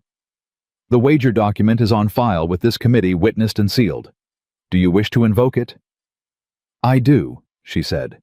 "Then we'll need Mr. Blackwood present and willing," Forsyth said. He said it matter-of-factly, not apologetically, because it was simply true. A wager required both parties. She turned in the saddle. Blackwood had brought Dominion to the far edge of the crowd and dismounted, and his foreman Dearborn was at his side, and the two of them were speaking in the low, close way of men managing a situation. She watched Blackwood's face from across the distance, watched him come to a decision, watched him straighten, watched him hand Dominion's reins to Dearborn, and begin walking toward the table with the kind of controlled deliberateness that cost a proud man everything and showed nothing. The crowd moved back to let him through. That was its own kind of statement. He stopped on the other side of the table from her. He looked at Forsyth. "I'm here," he said. "Mr. Blackwood." Forsyth pulled the sealed wager document from the leather case at his feet and laid it on the table between them. "The terms are clear, and the outcome is recorded. Under the conditions of this wager witnessed on the 14th of July and registered with this committee, you are bound to release all debt liens and claims on Whitmore Ranch, its water rights, and its grazing lands permanently and on record." He paused. "Do you acknowledge the outcome?" Blackwood looked at the document. He looked at Abby. She held his gaze and did not speak and did not look away. "I acknowledge it," he said. The crowd released a sound, not quite a cheer, something more complicated, a collective exhale that had been held for the entire length of that exchange. Someone in the back shouted something that got swallowed by the general noise before she could make it out. Forsyth produced a pen. He laid it on the document. "Sign where indicated," he said to Blackwood, "and we'll have it witnessed and filed before noon." Blackwood picked up the pen. He held it for a moment, not long, 3 seconds maybe, but she felt every one of them, and then he signed. His hand was steady. She gave him that too. Forsyth countersigned. Pierce witnessed. The document was folded, sealed with the committee's mark, and handed to Alderman Pierce for filing. Done in 4 minutes. The land her grandfather had broken his back on, and her father had bled for, and she had nearly lost twice over, done in 4 minutes. A pen stroke, a sealed envelope. She pressed her hand flat against her vest over the place where the wager letter had been for the past 3 weeks. The pocket was empty now. The pocket had never felt so full. "Abby?" Cal was beside her. She hadn't seen him dismount, hadn't tracked his movement through the crowd, but he was there at Ash's shoulder, looking up at her, and his face was still doing that open, unguarded thing that she was going to have to address eventually when she had the words for it. "Get down," he said. "Let him breathe." She swung off Ash and her legs, which had held her at a gallop and a climb and a switchback and a canyon, and 41 miles, chose this moment to make their objections known, and she grabbed the saddle with both hands and steadied herself. And Cal was right there, one hand at her elbow, not holding her up, just present in case. "I'm fine," she said. "I know," he said, and didn't move his hand. She straightened. She led Ash away from the table through the crowd, which parted differently than it had parted when she walked in that morning. That morning, it had parted with the casual displacement of people moving out of the way of something irrelevant. This was different.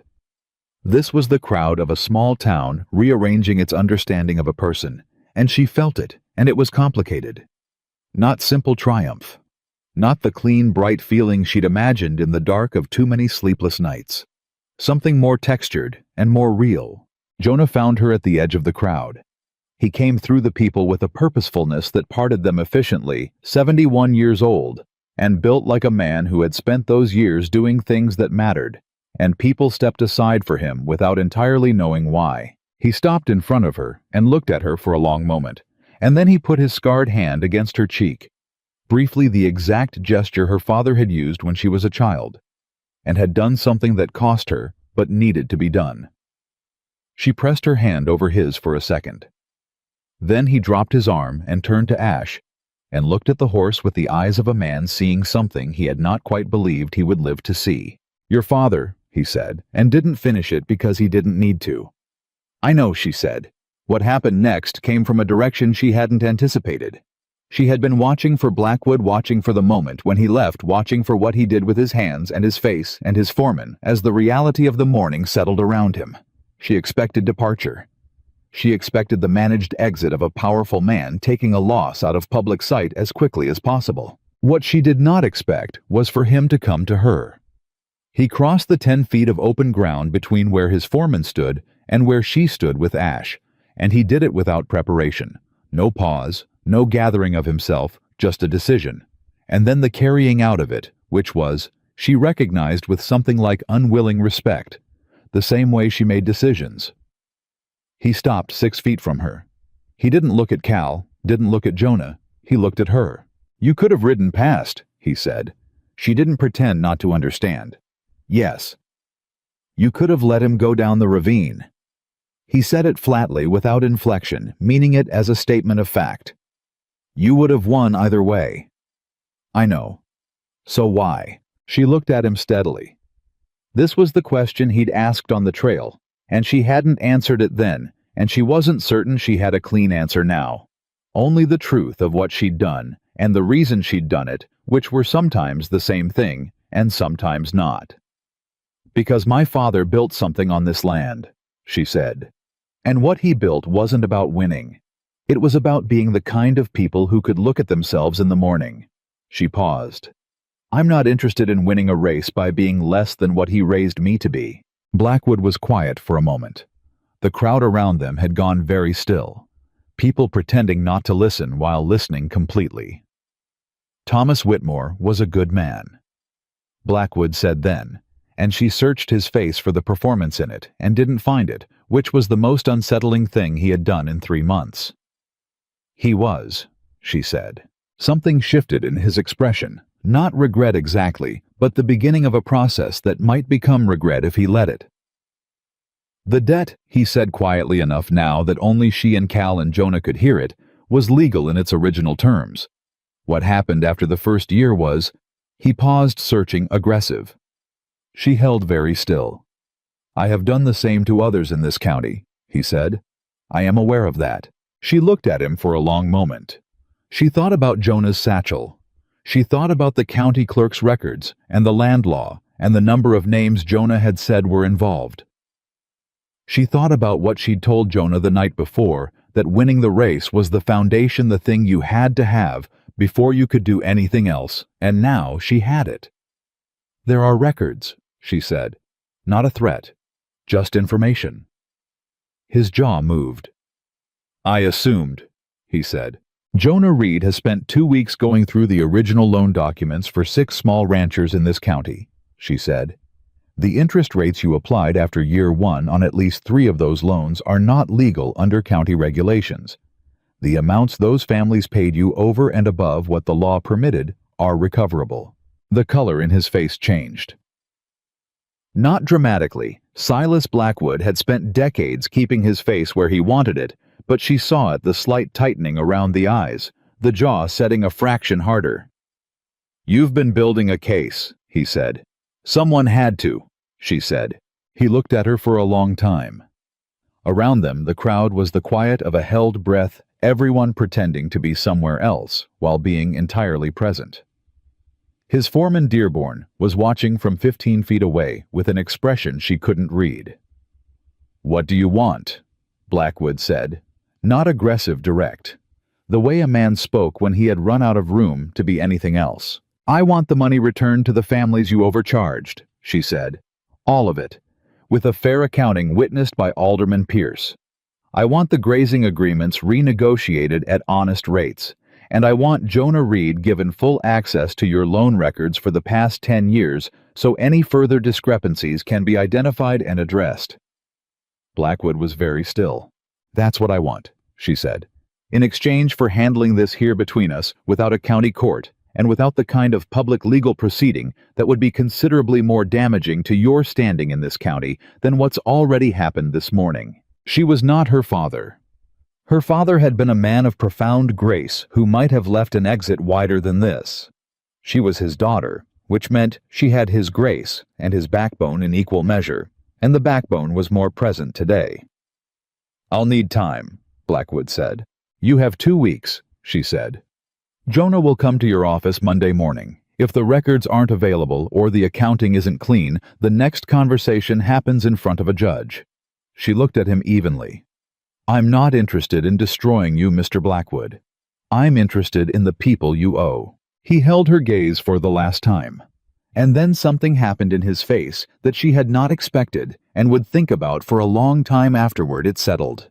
Not defeat something more like the specific relief of a man who has been carrying a weight he chose to pick up and has finally been told he can set it down if he's willing to pay the cost of it. "Monday," he said.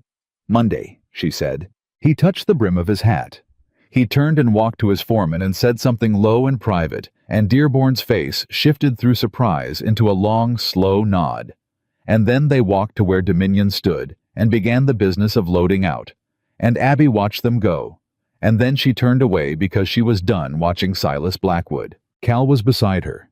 He had been beside her through the whole exchange close, but not interfering, present, the way the east wall of a canyon was present, not involved in what you were doing, but fundamentally altering the acoustics of it. 2 weeks, he said. 2 weeks, she said. Is that too fast? For Jonah, no. He looked at her. For you. She understood the question. The ranch was saved. The debt was gone. The wager was filed and witnessed, and legal, and in 2 weeks the accounting would be done, and 6 families in Harlan County would get back money that had been wrongly taken from them. She had done what she came to town to do. She had done more than that. The question was, what came after more than that? "Walk with me," she said. He fell into step beside her as she led Ash away from the crowd, away from Main Street along the side road that led south out of town, toward the open ground where the heat sat flat and honest, and there were no people and no noise. They walked for a few minutes in silence, the 3 of them. Her Cal Ash, and the silence was not uncomfortable. It was the kind of silence that 2 people could have only after they had spent 3 weeks working at something together in conditions that left no room for performance. "You're leaving," she said. It wasn't a question. He was quiet for 2 steps. "I hadn't decided," he said. "You don't have a reason to stay," she said. "The job is done. Ash is safe. The ranch is—" She stopped because her voice did something unexpected, something she hadn't braced for, a tightening that she managed, but not entirely. "The ranch is going to be all right." "I know," he said. She walked. Ash walked beside her, and the road went south, and the heat pressed down, and somewhere ahead, a meadowlark was making its summer argument. "There's fence on this north line that needs replacing before winter," she said carefully. "Not mending. The whole run 200 yards the posts are rotted through, and the hay shed roof is going to come down in the first hard snow if someone doesn't pull it and rebuild it before September." She kept her voice practical, neutral, the voice she used for inventory and accounting. "Those are not things I can do alone." Cal said nothing. "The cattle need to be built back up before fall." She continued in the same practical register. 11 head won't winter well without more grazing management than I can provide solo. And—" She stopped. She had run out of practical things to say, and she was not ready to say the impractical thing, the actual thing, the thing that had been accumulating since a barn in the dark, and a morning with 2 cups of coffee, and a number penciled on her wrist. "Abby," he said. She looked at him. He had stopped walking. He was standing in the road with his hat in his hands, which she had learned was the thing he did when he was being most deliberate, when he wanted to make sure there was no distance between what he was saying and what he meant. "I'm not going anywhere," he said, "because there's fence to mend." She looked at him. "I'm saying that I would like to stay," he said, "because I want to, because this is—" He paused, and she saw him work for the words the way she'd watched him work for footing on bad ground, carefully sure of where he was going, but taking care with each step. "This is the first place in 12 years that has felt like somewhere I was supposed to be. And you are—" Another pause shorter. "Someone I would like to know for a long time." She stood in the road, with the summer heat on her shoulders, and her father's riding shirt damp against her skin, and 41 miles of evidence in her legs that she was capable of more than anyone had given her credit for. And she looked at Caleb Mercer standing in the road with his hat in his hands, and she made a decision. The way she made all decisions, without hedging it, without qualifying it, without running from the size of it. "Partner," she said. He looked at her. "Not hired hand," she said. "Not charity. Partner. equal say on the ranch decisions, equal stake in what we build. She held his gaze. Because you walked into Whitmore Ranch with nothing but your hands and your knowledge and 3 weeks of work that I couldn't have done without. And because equal is the only arrangement that makes sense to me. She paused. And because I don't want you to leave. But the partnership is the honest version of that. He was quiet for a long time. Long enough that she felt the quality of the quiet change deepen, become something she sat inside rather than waited beside. Yes, he said, simply, without performance. She nodded. She looked at Ash, who was standing in the road between them, with his head low and his ears relaxed in the attitude of a horse that has done a very large thing and is now taking a well-deserved rest. Good horse, she said. Exceptional horse, Cal said. Don't tell him that, she said. He's already insufferably self-possessed. Cal laughed a real laugh from somewhere genuine, and she found that she was smiling, actually smiling, the kind that reached far enough back in her face that she felt it in her eyes. She hadn't done that in a while. They walked back to town. Jonah was waiting for them at the edge of the crowd, which had thinned considerably in the time they'd been gone, the business of the day dispersing people back to their lives. He looked at their faces, one and then the other, and she watched him read what was there, and she watched him decide to address only the part of it that was his business. Monday, he said to her. Monday, she confirmed. I'll be at Blackwood's office at 8. He looked at Cal. You'll be at the ranch. He'll be at the ranch, Abby said. Jonah made the sound that was his version of a smile. He looked at Ash one final time, the long, quiet look of a man saying goodbye to something he was glad to have lived to see. Then he got on his mule and rode. The afternoon was spent in the particular exhausted piece of aftermath, the specific kind of tired, that was different from the tired of not sleeping. A productive tired. A tired that came from having spent everything you had on something that mattered, and found that it was enough. She saw Ash bedded and fed and watered. She accepted the handshakes of people she half recognized, who came to the rail of the livery to offer what the day had made available, the decency of a small town, correcting itself slowly and imperfectly, but genuinely. Webb Halsey came and stood his horse beside Ash's temporary stall and said without preamble, "Your father would have liked this day." She said, "He would have loved this horse." And Webb nodded and left, and that was exactly the right amount of ceremony. Later, driving the wagon home in the long gold afternoon light, she sat beside Cal on the bench, and Ash walked on the lead behind them, and the road unreeled ahead toward the ranch toward the east hill, with its wooden cross and its view of the mountains toward the broken north fence and the hay shed and the 11 cattle who needed water and management and time. Toward the thing she was going to build now. She thought about her father. She thought about the way he used to drive this same road in the last light of summer days, had pushed back one hand loose on the reins, humming something under his breath that she could never quite catch. She thought about everything she'd lost in 4 months, and everything she'd found in 3 weeks, and the specific impossible arithmetic of how those two things could exist in the same summer.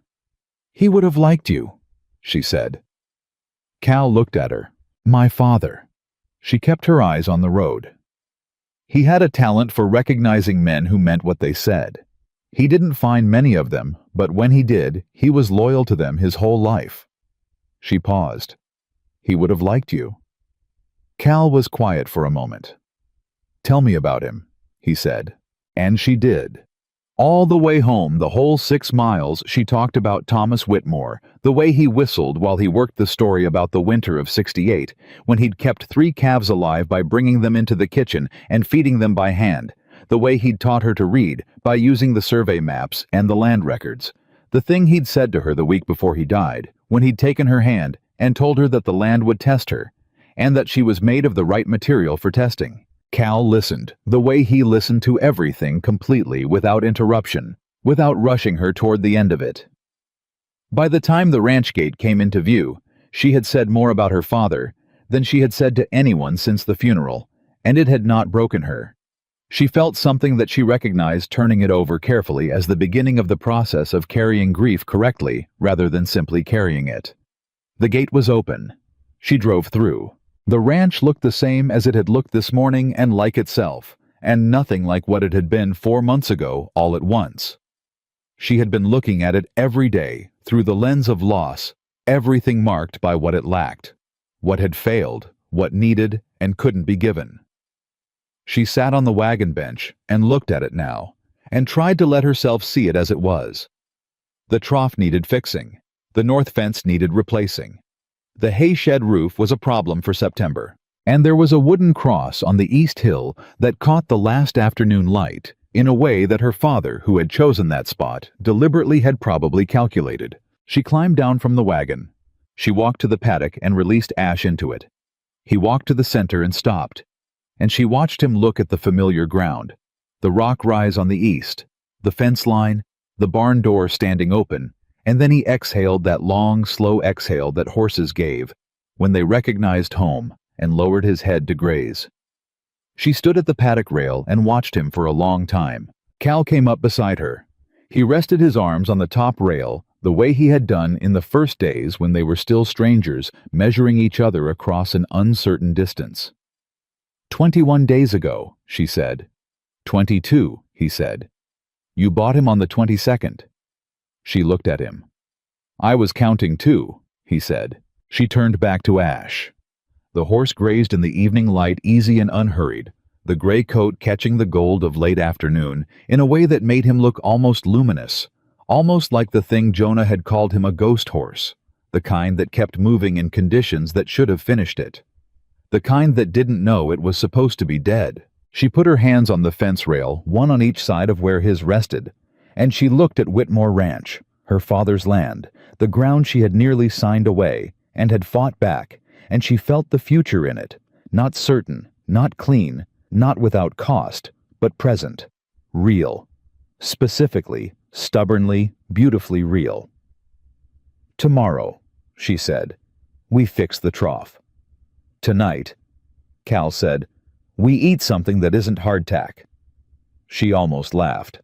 I have salt pork and yesterday's bread. That'll do, he said. She pushed off the fence. She walked toward the house. He walked beside her a comfortable distance, the distance of two people who understood they had time, and the evening settled around Whitmore Ranch like something returning to where it belonged. The salt pork was gone by the time the dishes were washed, and the bread was gone too, and neither of them had said much at the table because neither of them needed to. There was a specific kind of silence that came after a day like that. One not empty silence, not the silence of people with nothing to say, but the silence of people who had said enough for one day and were content to let the evening do its work around them. She slept that night. Not the fractured surface level almost sleep of the past 3 weeks, but the real thing, deep and total and without dreams. She could remember the sleep of a body that had spent everything it had and been given permission to rest. She woke before dawn out of pure habit, and for one disoriented second she felt the familiar weight of dread that had been the first thing every morning for 4 months, the immediate inventory of everything wrong and everything owed. It wasn't there. The absence of it was so complete and so sudden that she lay still for a moment, checking the way you pressed a bruise to see if it still hurt. The debt was gone. The wager was filed. Whitmore Ranch was hers, free, clear, witnessed, legal, permanent. She got up. She made coffee. She brought 2 cups to the barn. The fence post was on the rail where she'd left it every morning for 3 weeks. Cal came out of the barn at the sound of her boots on the yard and took his cup without ceremony, and leaned on the paddock rail and looked at Ash, and she leaned beside him, and they drank their coffee in the early morning quiet, and it was ordinary. Specifically, deliberately, beautifully ordinary, the way a thing was ordinary when it had been fought for hard enough that ordinary became the definition of abundance. North fence, she said. North fence, he agreed. After the trough. After the trough. She looked at Ash. He was grazing in the first light, moving with the easy deliberateness of a horse that had done its work and knew it. The gray coat caught the morning differently now than it had the morning she'd led him out of Denny Farrow's yard. There was density to it, A lived quality, the look of an animal that had found its right place and was filling it completely. "Jonah's going to Blackwood's office in 3 hours," she said. "I know. I keep thinking Blackwood will find a way out of it." Cal was quiet for a moment. "He won't," he said. "Not because he's honorable, because he's practical. A court proceeding costs him more than compliance." He turned his cup in his hands. "Men like Blackwood don't change because they see the right thing. They change when the wrong thing stops being profitable." She considered that. "That's a cold way to look at it." "It's an accurate way," he said. "You don't need him to be good. You need him to be done." She looked at her coffee. "And if he's done, then 6 families in this county get their money back," he said. "And the next rancher he eyes knows there's someone watching the books." He looked at her. "That's not nothing. That's considerable." She nodded. She knew he was right, and she knew the version of herself that had grown up on her father's particular brand of moral idealism would have wanted Blackwood's conversion to be genuine, would have wanted the story to end with a changed man rather than a contained one.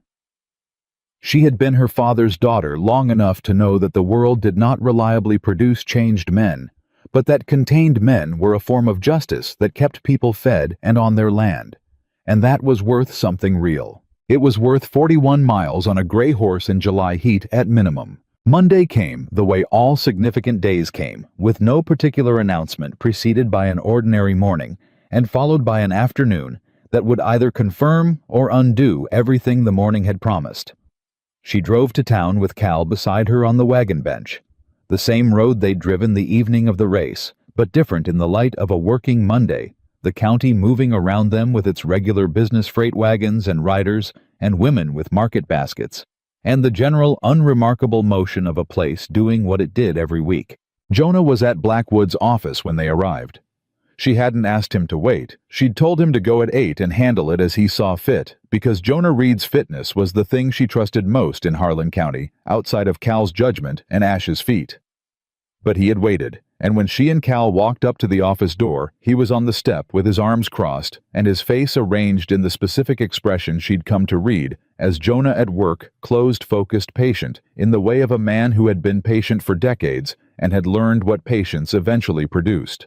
"He's inside," Jonah said. "His lawyer is with him." She felt Cal still slightly beside her. "Lawyer," he said. "Alderman Pierce's cousin comes in from Helena," Jonah said.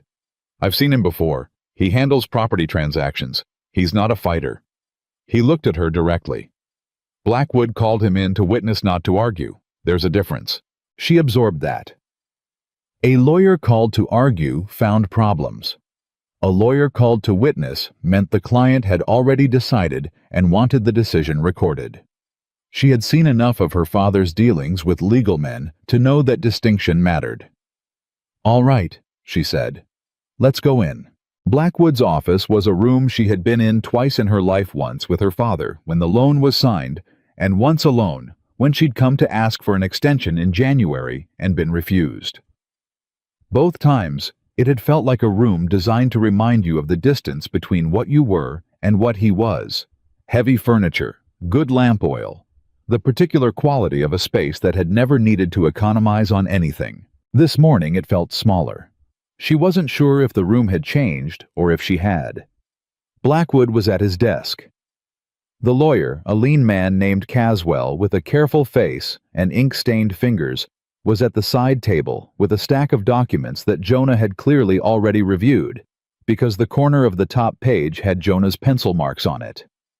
Dearborn stood near the window arms at his sides, the posture of a man who had been told to be present and nothing more. Blackwood looked up when she came in. His face was composed, rested even, which told her he had slept on his decision and confirmed it in the morning, which was the only way a man like Blackwood did anything he needed to have arrived at it himself, to feel like the decision was his, even when it wasn't. "Miss Whitmore," he said. "Mr. Mercer." A pause. "Jonah." "Silas," Jonah said with a brevity that contained decades. "The records are here," Blackwood said. He gestured at the documents. "Caswell has reviewed them with Mr. Reed's annotations. The discrepancies in the rate applications on 3 loan accounts have been identified and the amounts calculated. He folded his hands on the desk. They are as follows. He read 4 numbers. She listened to each one and felt something tighten and then release in her chest for each of them, because each one was a name she knew: the Halsey family, the Peterson widow, the 2 Carver brothers who'd been fighting Blackwood's grazing claims for 2 years. Real people, real amounts, real years of being squeezed past what the law permitted.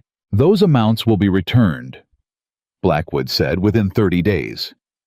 In cash, witnessed by Alderman Pierce and recorded with the county clerk's office. He paused.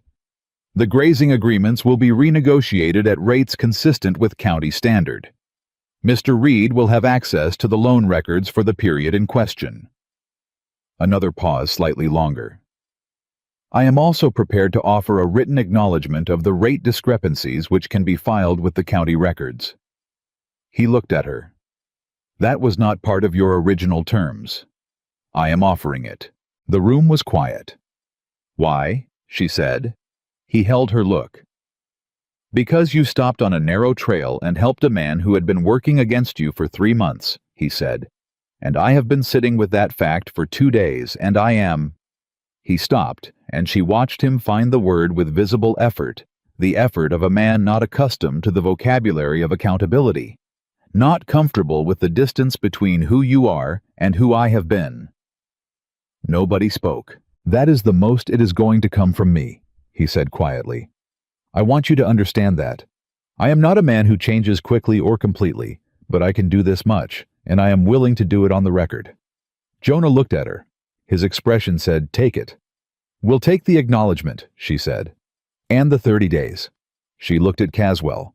File everything with Pierce by end of week. Yes, ma'am, said Caswell with the brisk efficiency of a man grateful to be moving forward. The signing took 40 minutes. Jonah went through every document with his scarred hands and his 71 years of reading what people wrote between lines they thought were invisible, and Cal stood beside her and said nothing, and was exactly the right presence, solid, attentive, a reminder that she was not alone in a room that had made her feel entirely alone the last 2 times she'd been in it. When it was done, Caswell organized the papers. Jonah packed the copies into his canvas satchel. Blackwood stood from behind his desk and extended his hand across it, and she looked at the hand for 1 second, the hand that had signed the papers that had nearly taken her father's land, and then she took it because her father had taught her that a handshake at the end of a resolved dispute was not forgiveness. It was documentation. We are done here, and the record shows it. Good morning, Mr. Blackwood, she said. Good morning, Miss Whitmore, he said. She walked out of his office into the Monday morning light of Harlan County and stood on the step and breathed. Cal came out behind her and stood beside her and said nothing, which was exactly right. Jonah came last. He pulled the office door closed behind him with the particular care of a man closing a chapter. He looked at both of them. He looked at the street around them, the ordinary Monday motion of a county doing its business, unaware that 4 people in an office above the hardware store had just quietly rewritten a piece of it. I'm going to the Halsey place, he said, and then the Petersons. They should hear it from someone who knows them before the official notice comes. He looked at Abby. Webb Halsey's going to want to thank you. Tell him there's nothing to thank me for, she said. Tell him Ash did it. Jonah made the sound. He descended the steps. He got on his mule. I'll come by the ranch Thursday, he said. There's something I want to talk to you about the horse. He looked at Cal briefly. Both of you. He rode. She looked at Cal. What does he want to talk about? I have a guess, Cal said. Tell me. Thursday, he said, with a faint version of the almost smile, and walked to the wagon. She followed him. The drive home was different from any drive she'd made in 4 months. The road was the same road, the county was the same county. The heat was the particular relentless Montana. July heat that had been her adversary and her context for the entirety of this summer. But the woman sitting on the bench of the wagon was not the same woman who had driven into town 4 weeks ago with her father's saddle under her arm, and $43 she couldn't afford to spend. That woman had been holding herself together with the specific rigid discipline of someone who cannot afford to feel the full weight of what she's carrying. This woman was something else, not lighter, not easier, but different in kind. Solid in a way that had been earned rather than assumed. They fixed the trough that afternoon. She on one end, Cal on the other, the work practical and exact and done in the comfortable near silence of two people who had learned each other's working rhythms. The clay she'd been patching with for 2 months came out in crumbling pieces, and Cal laid new pipe from the supply they'd gotten in town last week, and by late afternoon, the trough was running clean, and the cattle were drinking, and the sound of water moving in the heat was the best sound she had heard since the morning she'd heard the race committee say, "First across." Cal repaired the north fence the next day. All of it, not patching, not the minimal intervention of a man doing the least necessary, but replacement 200 yards of new post and fresh wire set deep and straight the fence line that had been sagging since the previous fall. Standing for the first time in almost a year, the way a fence was meant to stand. She brought him water twice during the work, and both times he straightened and drank and handed back the canteen and went back to the post without stopping long enough for it to become a moment. She respected that. She had learned that Cal Mercer's preferred expression of feeling was not words or gestures, but work. That what he gave you was his attention and his labor and his steadiness, and that these were not small things. They were, in fact, the specific things she had needed most in the worst summer of her life. Thursday came. Jonah arrived at mid-morning on his mule, the canvas satchel across his shoulder, his face carrying something she couldn't immediately read. Not the managed weight expression of bad news, but something more like the face of a man who has been thinking about something for a long time and has finally decided to say it. She brought coffee. They sat on the bench outside the barn in the morning heat, her and Cal and Jonah Ash grazing in the paddock 20 feet away. And Jonah opened his satchel and produced a piece of paper that was considerably older than anything else he'd been carrying. Yellowed, creased, handled so many times the folds had gone soft. "This is a breeding record," he said, "from a stockman named Reyes who ran horses in the high country south of Santa Fe in the 1820s. I have had this document for 30 years. I got it from a man who got it from the man who rode with Reyes when Reyes was old." He smoothed the paper on his knee. "It documents the bloodline of a strain of mountain horse, the old Spanish stock that Reyes spent 40 years protecting and selectively breeding. Horses built for altitude, heat distance, hard ground." He looked at Ash in the paddock. Horses that looked like nothing and performed like everything. Cal leaned forward slightly. Abby held very still. "The man I got it from told me that Reyes's horses had gone into the wild after Reyes died," Jonah continued. "That they'd dispersed into the mountains and been traded and lost track of, and that the bloodline was probably gone." He looked at the paper. "I have believed that for 30 years. He looked up. "I do not believe it anymore." The silence that followed had a specific weight. "Ash," Cal said. "Ash," Jonah said. "I have been comparing what I know of him, his bone structure, his movement, his particular way on difficult ground, the shape of his hooves, the depth of his chest against this record for 2 weeks. I cannot prove it in a court. But I have been around horses for 60 years, and I am telling you that what is standing in that paddock is not a mixed stock auction horse. He is a direct descendant of the Reyes line." Abby looked at Ash. Ash grazed with his characteristic unhurried attention, moving through the grass with the same precision he put his feet on rock. Nothing wasted, nothing performed, everything exactly sufficient to the purpose. "What does that mean?" she said carefully. "It means," Jonah said, "that if you breed him carefully to mares, with similar bone structure and temperament, with the right selectivity, you could rebuild what Reyes built. Not quickly, not cheaply, over years with patience." He folded the paper. "It means Whitmore Ranch could become known for something that doesn't exist anywhere else in Montana." He paused. "It means the horse that saved your ranch could be the foundation of what your ranch becomes." She looked at Cal. He was looking at the paper in Jonah's hands, with the expression of a man who has suspected something for a long time and is watching it be confirmed, and his face was doing the open, unguarded thing that she had learned to read as him feeling something he wasn't trying to conceal. "You knew," she said. "I suspected," he said. "Since the first week. The way he moves on bad ground, it's not something you can train. It's bred in over generations."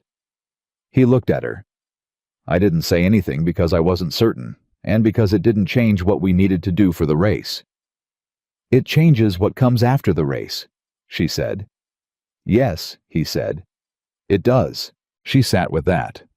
She sat with the specific largeness of it, the way this moment, which had begun with a dying horse in a livestock auction and $43 she couldn't afford, was now opening into something she hadn't let herself imagine, because imagination had been a luxury she couldn't afford along with everything else. "My father," she said slowly, "used to say that the land rewarded the people who were willing to see what it actually had rather than what they wished it had." She looked at Ash. He never had the chance to find out what this land actually had. "You're finding out for him," Jonah said.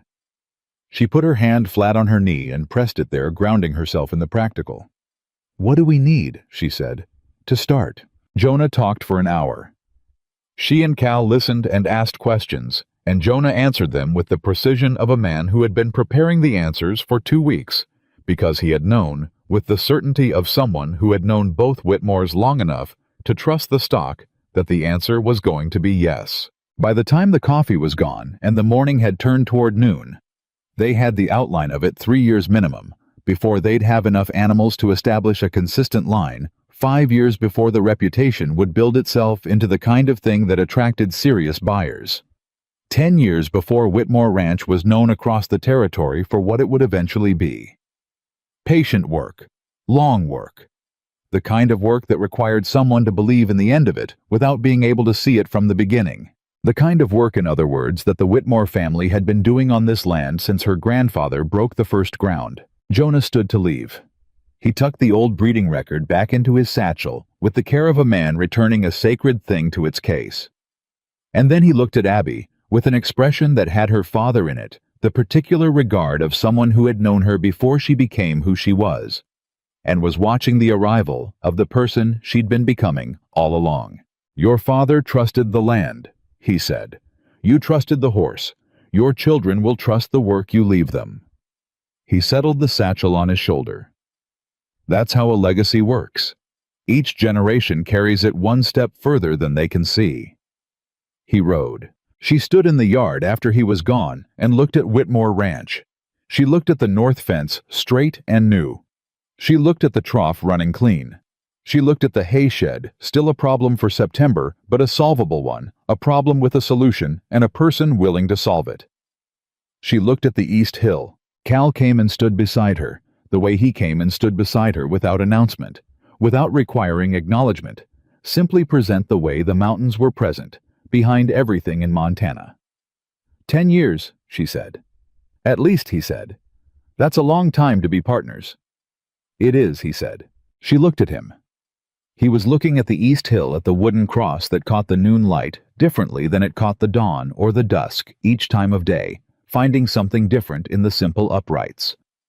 His face was the face of a man who had decided something and was not in a hurry to say it because he knew it was already understood. "My father trusted people slowly," she said. "He made them earn it over time.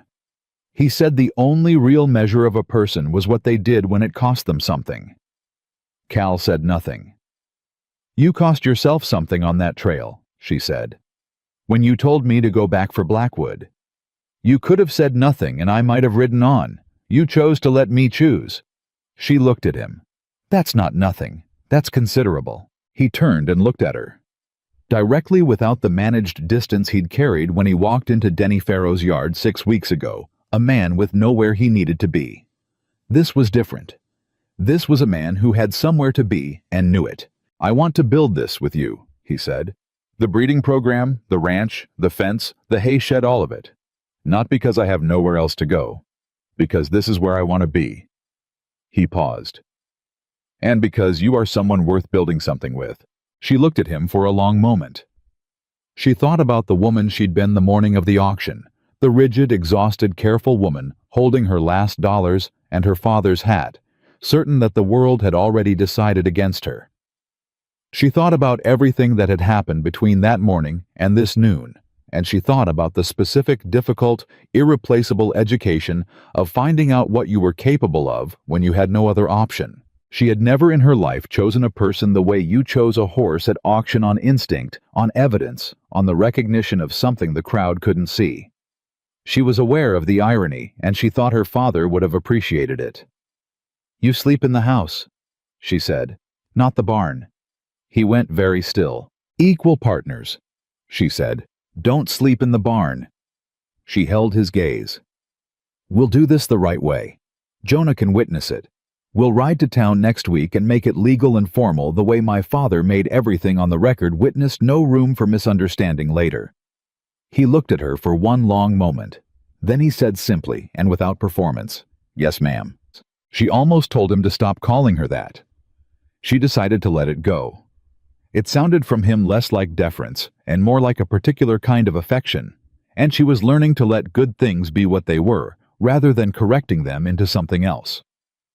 They went back to work. The hay shed came down 3 weeks later. Cal on the roof, pulling boards her below, stacking timber for reuse. 2 hired men from town doing the heavy lifting. It took 4 days to rebuild it, and the new roof went on straight and solid and would stand another 20 years without apology. She walked through it the evening it was finished and ran her hand along the new beam and thought about all the things that had been stored in the broken version. The musty hay, the year of making do, the specific economy of a life being held together by will and very little else, and she felt the difference between that and this in her palm and her arm and her chest. She went to the East Hill that evening. She went alone, the way she had always gone, because there were conversations that belonged only to the two of them. She stood at the wooden cross in the late summer light and told her father about the race, about Ash, about Jonah's breeding record, about Cal, about all of it. She told him about the debt being gone and Blackwood's signed acknowledgement and the 4 families who had gotten their money back, and about Webb Halsey, who had come to the ranch gate the week before with 2 bottles of good whiskey and the kind of handshake that meant something beyond the mechanics of a handshake. She told him about the morning she'd stood at Denny Farrow's fence and seen a horse that looked like ash from a fire burned down, but not blown away, and about the thing she'd felt, that feeling she'd had all her life, that she'd inherited from him, the ability to look at something the world had thrown away and see the truth of it rather than the verdict. She told him she understood now why he'd signed that loan. Not because he was naive, not because he was careless with the land, because he had believed in it enough to risk everything for it, and that was what you did with something you loved and trusted and considered worth the cost. "I'm going to take care of it," she said. "Cal and me, we're going to build something here that lasts." She put her hand on the top of the cross briefly. "The horse is out in the paddock. I think you'd like him.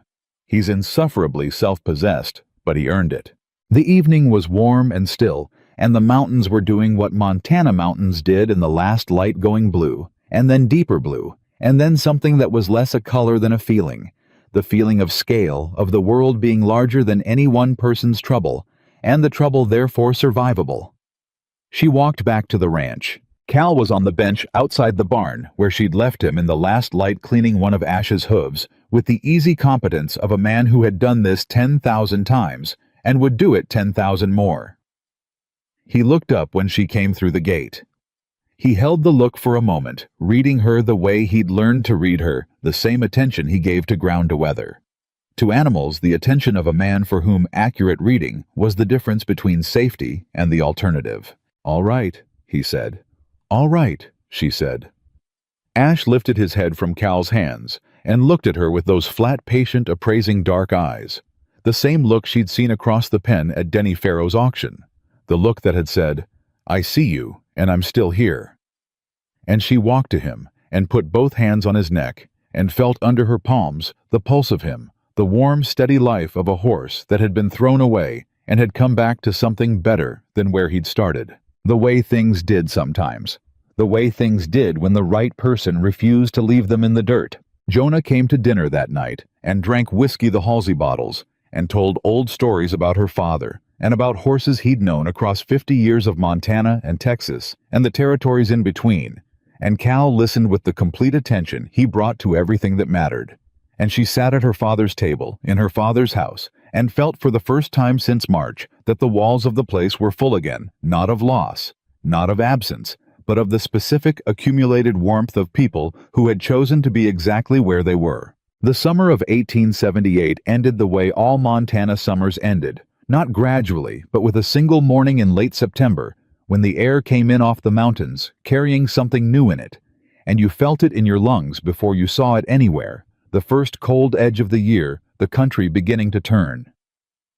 She walked out to the paddock that morning with 2 cups of coffee and found Cal already there, both hands on the fence rail, watching Ash in the early light. She handed him his cup. They stood at the fence and watched Ash in the cold morning air. The gray coat dense now, filled out from summer grass and steady work, the mountain horse's winter coat already beginning to thicken in response to the season's first signal. He moved through the paddock with the unhurried authority of an animal that knew this ground and trusted it, and he stopped near the fence and looked at both of them with that level, patient gaze and then went back to his grazing. "He's a good horse," Cal said. "He's the best horse," she said. "He'd take exception to the possessive," Cal said. "He seems to consider himself his own." "He can consider whatever he likes," she said. "He still lives on my ranch." Cal smiled. She felt it beside her rather than seeing it, the specific warmth of it, the way it changed the quality of the morning. Whitmore Ranch stood in the first cold morning of the changing season, with its new fence and its sound roof and its running trough and its east hill and its wooden cross catching the early light. And Abby Whitmore stood inside it as its owner and its keeper and the inheritor of everything her father had built and believed and paid for. And she was not alone, and the debt was gone, and the horse was grazing in the paddock, and the work ahead was the kind of work that took years and required 2 people and would outlast both of them by generations. Her father had broken this ground with nothing but faith in what it could become. She had saved it with a dying horse and $43 and the refusal to let pride burn itself out at the cost of someone else's life. And now she was going to build something on it that would still be standing long after every person in Harlan County who had laughed at a gray horse in a livestock auction had been forgotten by the land that outlasted them all. That was the truth of Whitmore Ranch. That was the truth of Ash. That was the truth of what a woman could do when the world told her to give up. And she looked it in the eye and raised her hand instead. Some things the world throws away are not finished.